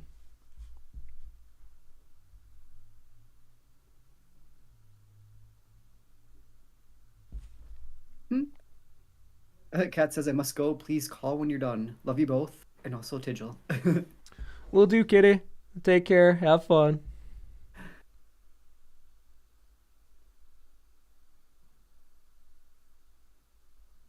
Just make sure I haven't missed any questions during Oh, yes. our chat tirade. Well, it's funny. Actually, this might be more of a hot topic, but like Josh and I were just talking yesterday about how sometimes the industry can like take a gay man and then strip away what their initial like vibe was and then just like hypersexualize them. And we saw it kind of happen with, and it could be their own doing for sure, but like Troye Sivan was definitely one of them. And then recently Orville Peck. And I sometimes get nervous of when gay men are depicted in media, it always eventually veers into like hypersexuality. And I think then it misses the point of what a lot of gay men who do exist day to day actually want, which is just to find love, to find a partner, and like have a life. Um, and I think the more that it gets distilled down into just sex, I think it does actually a disservice to the community as a whole. So that it's more my opinion. I get that this might be more of a hot take opinion, but that's just how I kind of see it. Yeah, yeah. I don't know why it always has to go. I feel like it's music artists specifically that happens to. Yes. Yeah, it's so. I mean, Troye Sivan's weird because I mean Tim and I both watched him back when he was just like baby YouTuber. So it's weird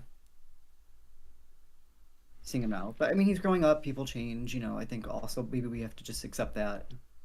Well, I notice. So Ivy says, but also I think there's nothing wrong with people that do want to engage in the hookup culture, and it's futile trying to protect the reputation of LGBTQ plus in the eyes of conservatives. I do think that there is some degree of, it's not that they're protecting conservatives necessarily, but I think there's a lot of people like myself and Josh, and I know a lot of our gay friends too, that we are not these hypersexual people, and we don't feel represented often in media at all. Because whenever you see a gay person in a movie or a TV show, hi Casper, do you have something to say? It's almost always taken into like a derivative. Just they just have sex. Like that's all they're known for. That's their character. Wait, hold on, Casper. You cannot be on my desk Oh right my there. God. If you're gonna be here during the live streams, you cannot be right in front of my monitor. You want to say hi to everyone though? Hi, Gabor. Gabor. Okay. Do you want me to open the window? I'll open the window for you. His tail like window wipering. Yeah. Um, All right, let me recenter here. Hold on. There we go. Okay. all right, so we got Oscar says, I've never gone to a pride because I don't want to be associated with, I know how wrong this sounds, those type of people. Yeah, that sounds very wrong, Oscar. uh, I think I understand what you're trying to say there though. Of like, the thing but I is, think a lot of that is like media depicting it, where when you actually go, it's not as like I mean, yes, you're gonna see guys wearing speedos, or you're gonna see some of the stereotypical like, but a lot of people are just going and like hanging out with their friends, and it's like a place where they feel like, oh, these are people that everyone that's here accepts me, and like we all understand each other to like some base status, I guess. We're all different people, but we at least all have, like this one thing in common that we can understand about each other. I don't know. the thing is, I mean, this was even a conversation in Scum of like a gay person who was more outward and forward gay versus someone who was more like a bro, like Isaac. And that conversation was very interesting to me because the whole point of it was, as a gay person, you're not above pride, and I think you have to be careful with that as well because yes, we can, like Josh and I can get married because there were people that were outspoken, there were people on the streets, and there were people that were pushing the limit of what was seen as tolerant and acceptable years before us. So I think there's some degree of we have to respect that even if it's not for us, it should obviously still exist, and there should still be people that are pushing what is tolerable, so that everyone feels accepted to some degree.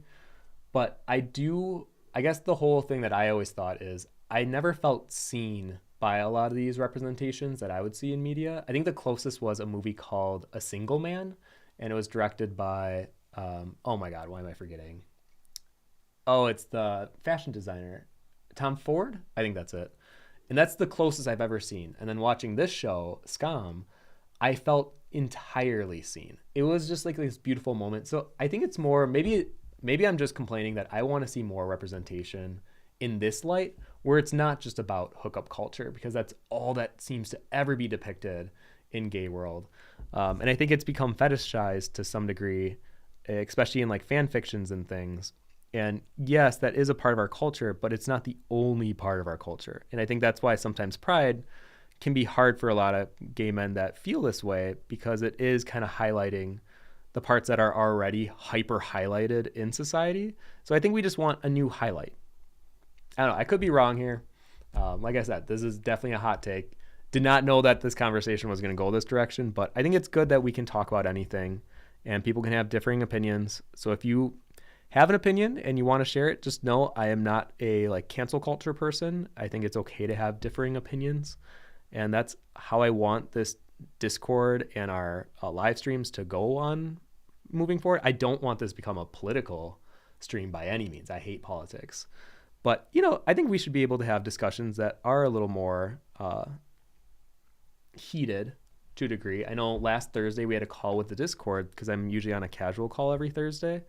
And we were talking about AI for a little bit because there were some artists that actually use it for referencing and for their composition making. And then we were talking about plagiarism and where that line is from taking references on images or images from Pinterest and using them as a reference, but not altering them much. And like, where's the line of not only legality, but like ethically, are you stealing or is that okay because you're referencing a pose? So I think these are topics that should get discussed without the fear of getting shut down or getting yelled at for having an opinion, because the only way people actually grow is to like share differing opinions and then trying to find a middle ground, or maybe opening up your eyes to a different way of seeing something that maybe you thought you had a pretty headstrong opinion about before. But anyways, I'm sure, Josh, are there? I'm sure we're Yeah. getting some comments either way. Ivy says, but I also think there's nothing wrong with people that do want to engage in the hookup culture, and it's futile trying to protect the reputation of LGBTQ plus in the eyes of Oh, conservatives. I read this one earlier. Oh, you did? Oh, sorry. I do agree with you. There is I, nothing wrong with it. yeah, Absolutely. Like people can do whatever they want. And I don't want to be like gatekeeping what gay people can and can't do. I think for especially when I came out, I think because my family was so, pushing so opposite the other way, I think for me, like exploring that part of me helped a lot. And that's why when I see like especially younger people that are engaging in those things, to me, I'm like they're exercising something they probably were restricted a lot of their Yeah. life from being able to like express in any healthy way. And I don't necessarily think like hookup culture's healthy fully for people maybe mentally. I think it can become a little destructive. I do think there's a place for it in people's lives at a time that help. Yeah. I think like I didn't come out till I was like later in my 20s. And I'm sure I would have enjoyed like exploring that more and finding out more about myself through that exploration. Um, but I do agree. Like there comes a point though where are you doing it just because that's what you feel you have to do? And yeah, I don't know. It's an interesting topic to cover for sure.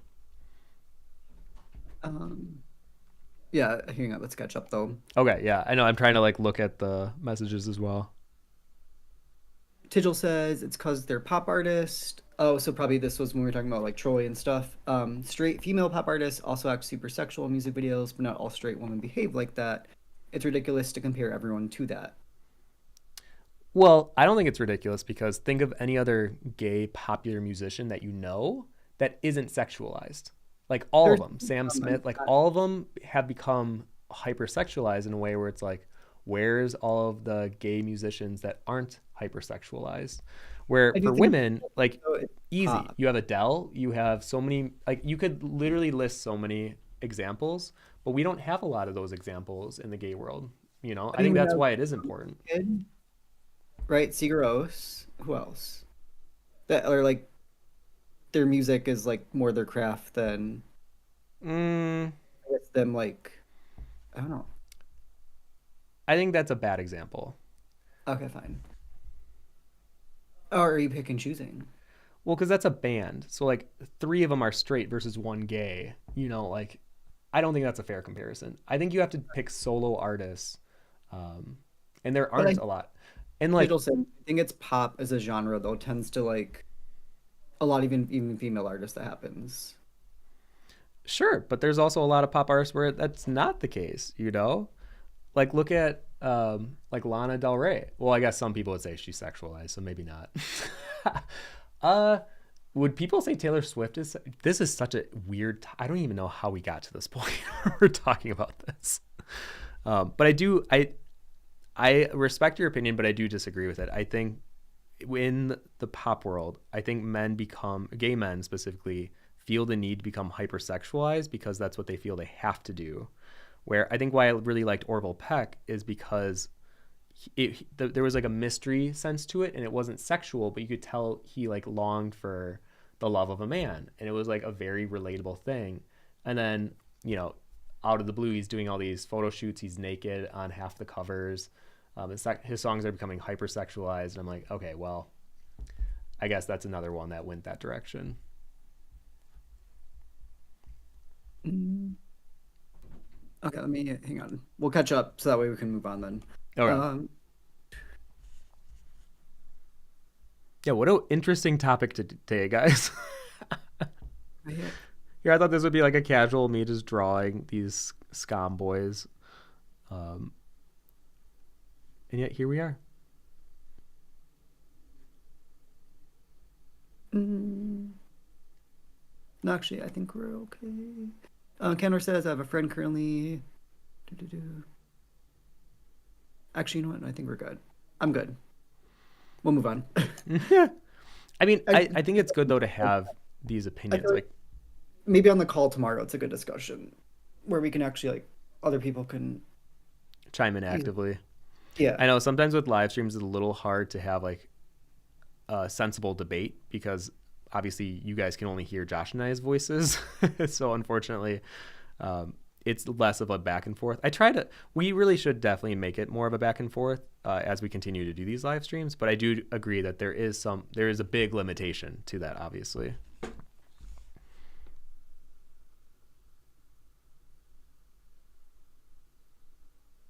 Uh, oh, Oscar has my problem too with caffeine, limiting himself to one Oh, monster a day right now. Yeah, I got really into. I don't know if you guys have them in Europe, but they're called Alanis. Oh, they're so good, and they're like 200 milligrams of caffeine. oh, geez, Yeah, that's like a those are gross so. amount. But now I'm trying to just drink tea every day. I drink 2 cups of jasmine tea every morning.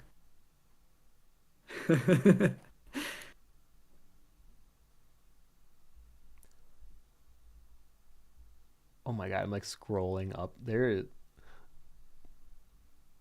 Interesting. What?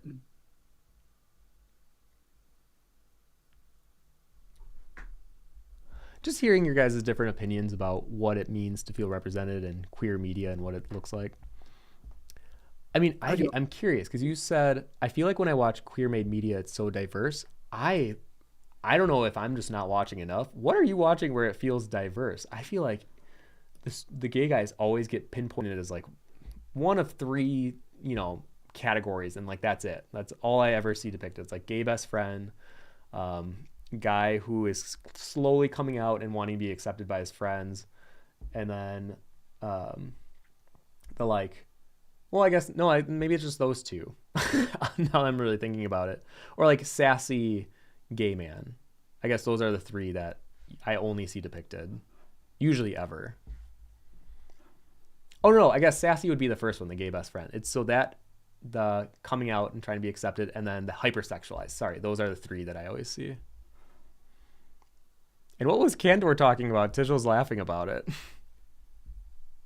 Oh, because I was gonna read Candor's message and then I stopped it. So I just stopped it like Candor has a friend, and then I just stopped saying it.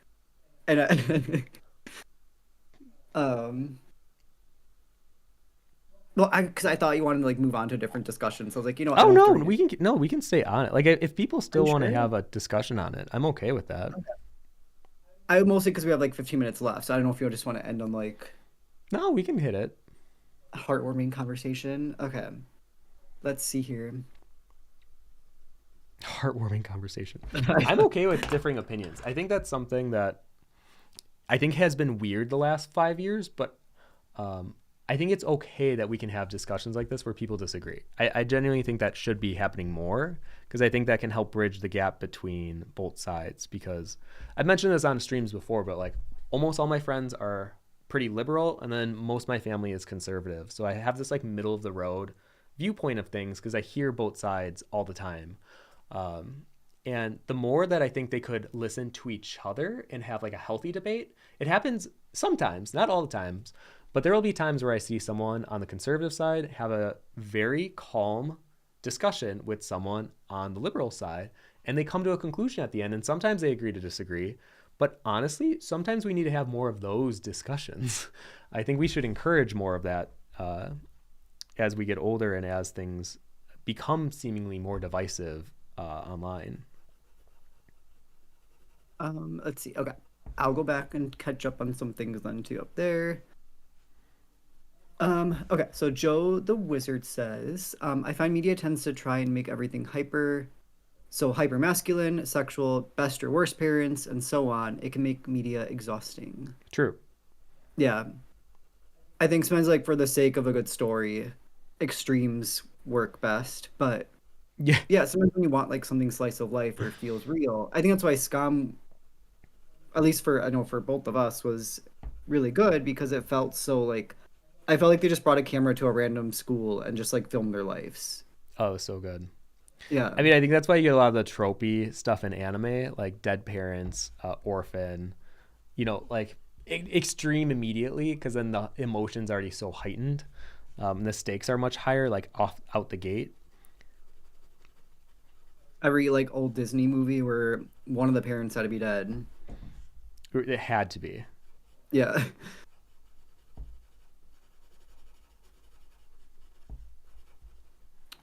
Let's see. Yeah, I'm gonna try to find an add-on for YouTube. They have like those browser add-ons, just like change because I am learning, I think why I get lost is because everyone's chat color is the same. So it's just like a wall of text when I'm trying to like read through these. There's got to be a way to change it. Right? Antonio says, I feel like what's considered sexual has gradually loosened since way back. Thankfully, my sister can show her ankles without being called a harlot. Ah! Very true. Very true. Yeah, pretty much. Oh yeah, Ivy recommended some things. So, did you ever watch Given? Given? I have not. Yeah, Actually, I haven't even heard of that. Given. Wait, was is that that one? the manga? Wait, that's the wait, wait, wait, wait, wait, wait, Yeah, wait, wait, wait, isn't that wait. the manga? Wait, that's my manga I'm reading. There's an anime film. Oh, I was gonna say, Josh, I think really Yeah, likes it. It's like the musician one, right? yeah, because I'm reading their. I'm on the fourth manga right now. I didn't know they. Wait, did this come first? I think this was first. Josh is discovering something new. I know. I really like this manga. Okay. Yeah, yeah, Ivy. I really like Given too. It kind of actually weirdly gives me Scottish vibes. Um, I know Josh has been wanting me to read it. So once I catch up with my other mangas, I still have to catch up with Berserk and DRCL. Then I'll try to give Given a try. yeah, it's cute. I like it.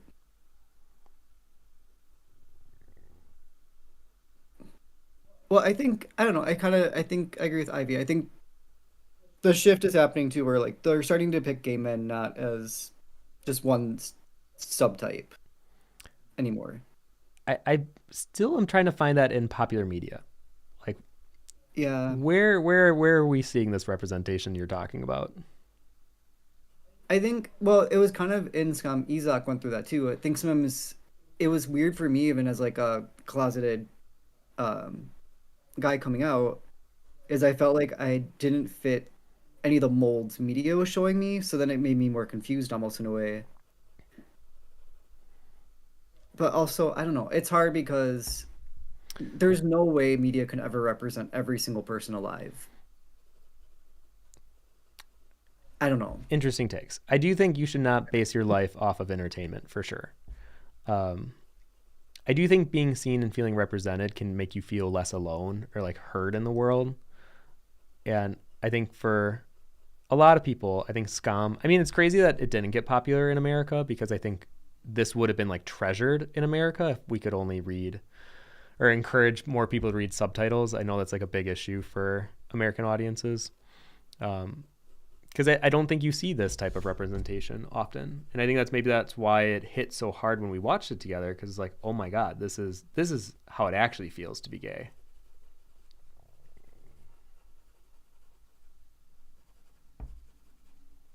For a lot of us, I shouldn't say for everyone, because there are some people that are, like my old roommate in college. He was definitely the in your face, flamboyant, uh, crazy. Would go clubbing like and get completely drenched.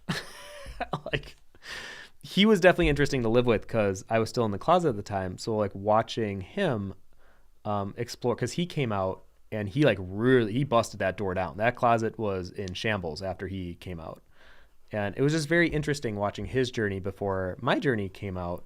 Because I could tell, even though we were so different, I really enjoyed his company. He's still one of my favorite people I've ever met in the world. Um, so there are people that are like that are definitely depicted pretty spot on in Uh, media.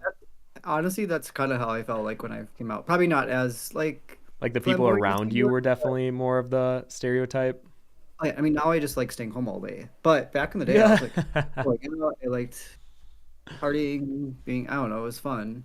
But I think again, it was just like my way of dealing with coming out, and then the way the world views me. I think there was like a bit of what's that called where you feel like you conquered something, like I made it. Oh my God, what's the word I'm thinking of? I don't know what type of word you're looking for right It felt like now. empowering, maybe is, I Oh, guess. empowering. I don't Okay, know the word yes. I want to use, but it felt empowering. Being able to like feel like I can just express myself however I want to be, and I could be whoever I wanted to be when you go out for a night. It was fun. Oh, for Um, sure. yeah. Like, I don't know. I don't want this conversation to sound like I regret my days as like a club kid or one. Club kid makes it sound like I was like a go-go dancer. When I would go clubbing, or when like Josh and I were doing drag, or when we're like leaning into that, it was definitely a lot of fun. But after a while, I kind of realized I was like playing the part. I wasn't actually the role. Like that wasn't who I was deep down, but it was fun to act that way for a little bit.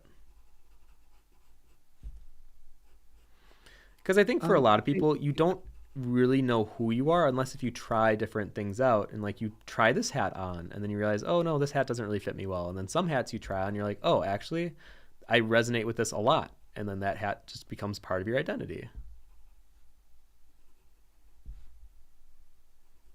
um, Ivy also recommended The Way He Looks.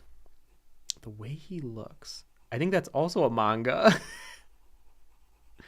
I think No, that's the one where one of them live is action. deaf or mute or blind. Yeah, but there's a movie that's live action. Oh, did not know that. Yeah, it was back in 2014. If This Is the Right Thing. It's a Portuguese movie. Also, I really like Tigel's point here. Tigel says, I do largely agree, though. Things being over sexualized is cringe and also makes me a bit embarrassed that people assume all of us are like that. But when I think about it, sex isn't something to be ashamed of. And straight people have way more sexualized media, and we don't associate them with that. So Yeah. it's partially a taboo that got created by the conservatives. Let people live, damned.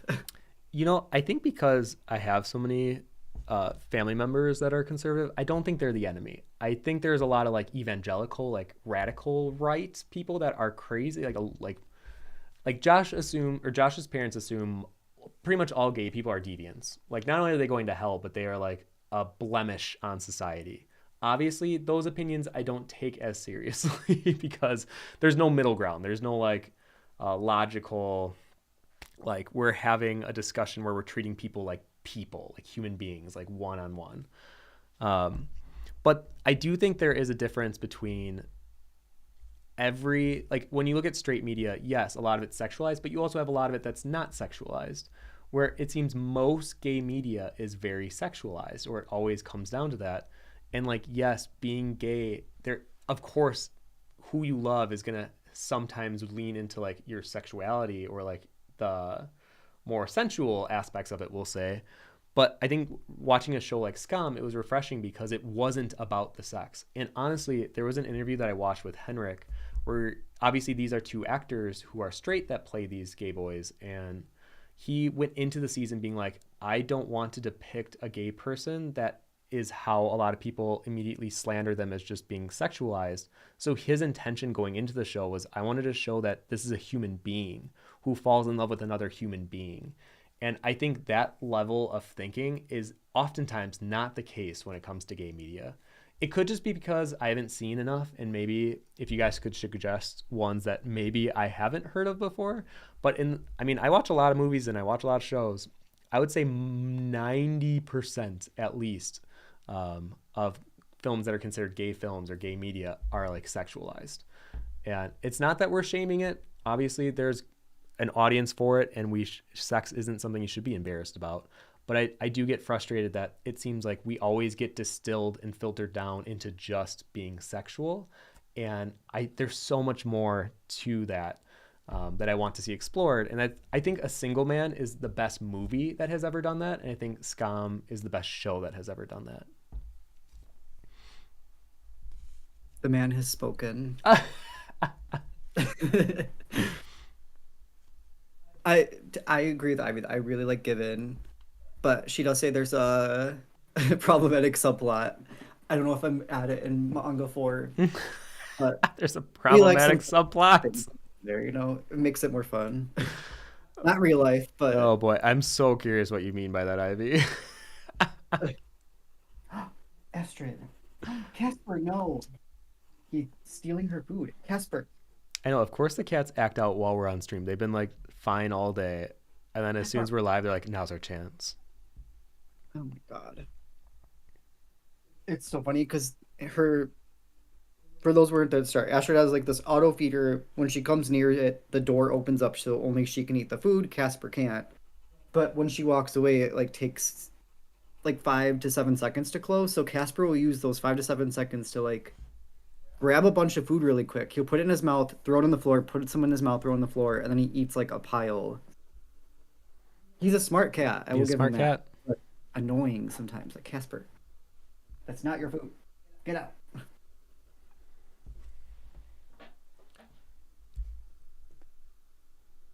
All right.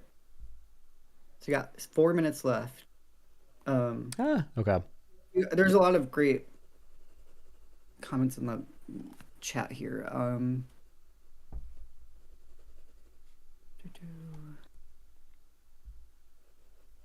Tidal says, yeah, the gay content that was allowed out there was heavily controlled. Oh, I mean, I'm not like Illuminati or anything like that, but I do think definitely people can control how we view each other through media. Like the money kind of goes where they want it to go. Which is sad. Yeah. I don't think that's really conspiracy. It's like that obviously is kind of how it happens. Casper, stop it. Well, I think, and to be fair, I don't want to like poo poo on these producers that are trying to make these shows and include people that are gay. I think they are trying their best. And I think sometimes, or not all the time, but sometimes I think they genuinely want to just include people and have that diversity be felt. But oftentimes it comes across as so inauthentic that it borderlines being a parody. And then in a way, it's almost more offensive than the intention behind it, which even good intentions can lead to, portrayals that are, let's just say, not the best. Uh, I think that's not Oscar, even just for gay people. I think that's for any race, anything. wait, this can't be real. What? Oscar says you should watch the anime. My heart keeps doing backflips every time my oblivious best friend accidentally holds my hand in class. I'm too shy to tell him. Oops. I'm secretly in love, and now everyone thinks we're dating because we keep sharing bento boxes and matching umbrellas on rainy days. That's the name I of mean, it? crazy titles, but that is insane. It sounds like a title for a new Lana Del Rey song. It's so long. Um, let's see anything else Okay, I'm I know we got missing. to end soon, so I'm gonna add some final touches here. Maybe get in like 3 more questions or 3 more comments.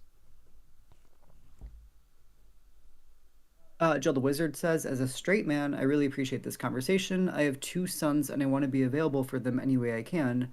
New perspectives help so much. Yeah, oh, man, I love how open you are and how willing to like, I don't want to say change, but to accept what might come. I know my dad had a very weird time with me coming out because his first son, my older brother, very straight, like race dirt bikes, is in construction, very good in like fixing up a car, or he's like a handyman, very straight. And then when I came along, I think he didn't know how to connect or relate to me. So he literally bought books that were like how to connect with your gay son or what it means. Because they're also religious. So not only are they conservative, but they're Catholic. But they're not like the crazy ones that you hear about. They're like the very moderate, like love wins. Or maybe not love wins, but love above everything and treat thy neighbor. Like that kind of mentality. And I think that was the best thing that I could have had as a father who wasn't a part of gay culture at all, not a part of art culture at all, very conservative. And the way that he looks at the world is very different than the way that I look at the world. But the fact that he was still willing to be understanding, accepting, and willing to learn hearing that that's what you want to do with your sons, I'm telling you, that's all they need. Even if they're not gay, I think just as a father figure, a lot of young boys look for that in their dads, of not to necessarily be like, well, I guess, yeah, to be accepted to some degree, but to feel encouraged. And I think the underlining feeling of all of it is just feeling loved. Uh, so if you're already doing that, I feel like you're doing a great job as a dad. I feel like you're already on the right path, you know. There are a lot of gay men with daddy issues, and I think it is just because the dads will like they just stop communication or like they don't really know what to do, For some and reason, then they I just don't like feel how the way you like, said daddy issues. I'm like, what? maybe father issues sounds more appropriate. Um, um, well, I think because a lot of the times, gay men are already struggling with what masculinity looks like to them and where they fit as their role as a man in the world. So to have your father, who is, your bringer in the world, your main source of what being a man looks like, if they're not accepting of you, I think it can be very hard for you to look at yourself and accept that as well. So when I hear about fathers, I mean, we kind of saw this with Josh's parents. His father he's a great guy. I actually enjoy talking with his dad, but yes, he thinks we're both hellbound. He will not accept being gay to any degree. We won't even talk about it really. And it's tough because then how can Josh see himself as a man in this world when his own father can't see him and respect him as a man in this world? And I think we've done a lot of work. I don't know if Josh is too personal for you, but I think we've done a lot of work like looking at that and then disassociating like, yes, our parents' opinions matter to some degree, but there is a point where if they are not serving us or if they are not helping us along in our journey, then that opinion unfortunately has to take the back burner because it is no longer driving us to a place where we want to go. And we have to let our own opinion take center stage. And our opinion of ourselves matters so much more than someone who's trying to like convert you or change you into something that you just know you're not. um, I mean, yeah, thankfully with age it helps, but yeah, that sucks. That's why I feel bad for like kids still that are in their like teens or like really any age, I guess, but just younger, because I get what it's like to be like stuck in that, and I know that still exists out there. Even with things getting better, there's still a lot of kids that are like stuck in a home and they're deeply closeted because they don't feel Mm-hmm. safe coming out in there. Like I think sometimes that's where media shows all these extremes. It's hard because there are kids that are still like they don't even know who they are because they're being stuck. I don't know. It's tough. It's sad that that still happens, but um, Oh, it definitely still happens. Like I think sometimes it's easy to forget because it's 2025 and we assume because of the way internet culture is that most people are accepting and tolerant. No, I still meet even at cons, I still will meet not all the time, but there will definitely be a couple times a year where someone comes up to me and talks to me about, their parents either kick them out or they don't accept them and it's hard for them being an artist and making in the world as a gay person and they're figuring themselves out. And yeah, you hear these stories and they're kind of heartbreaking where I think it's easy to assume because like what we hear on the internet is a little more tolerable. I think nowadays people might argue that to some degree. Um, but yeah, it still happens. And um, obviously I want to hear less of that as the years move on because I'm hoping the world becomes more of a tolerant place. do-do. Tijel says my dad was hilariously unbothered. It was a okay, good to know past the salt situation. And oh, Tijel. Tijel says, Achwa, we love you. You're valued. You're amazing just the way you are. Oh, thank you, Tijel. No, you guys are great. The thing is, like, I definitely know that now, but it did take a while. And I do feel bad for, yeah, younger kids that are still stuck in those situations. If you're in this chat with that, too, like, know that you're loved. It will get better. I know it's not the best thing to hear, but it will get better. I promise. Ivy asked, did you watch the Sam video on AI? Or no, it was the Ross video, but he talks about the AI issue in it. Oh, Oh, the Sam yes. part, right? It was interesting. I felt like he didn't add a lot to the subject. I felt like he had a very clickbaity title, if I'm honest. I like Sam, though. Um, I think what he added to the video was more of he wants to take the middle of the road. So we didn't really have a stance on things that didn't seem as much that were like concrete. But I do think a lot of ours feel that way, where a lot of our see AI is like a tool that helps create inspiration or composition. And I think you just have to be honest with your audience. If they believe that you're not using AI and then it comes out that you are, I think it does come down. This is actually the one point he did make that I did like was if you're using AI and being dishonest about it, that's actually more hurtful than if you use AI and just openly talk about it, because yes, people will be upset. And like, even to a degree, I'm not a big AI person. I had Midjourney in 2022 when it was just started, and I was like, oh, this is a really cool like reference maker. And that's how I thought it was going to be used, is like you create your own Pinterest boards. And then only to find out, no, people are kind of using that as like the final product. And then it kind of like sapped a lot of the joy of what art making was for me. So that's why I don't use AI. But the whole controversy with Ross Draws is very interesting because I knew his assistant from years ago. And actually, I don't want to get into the tea of it too much.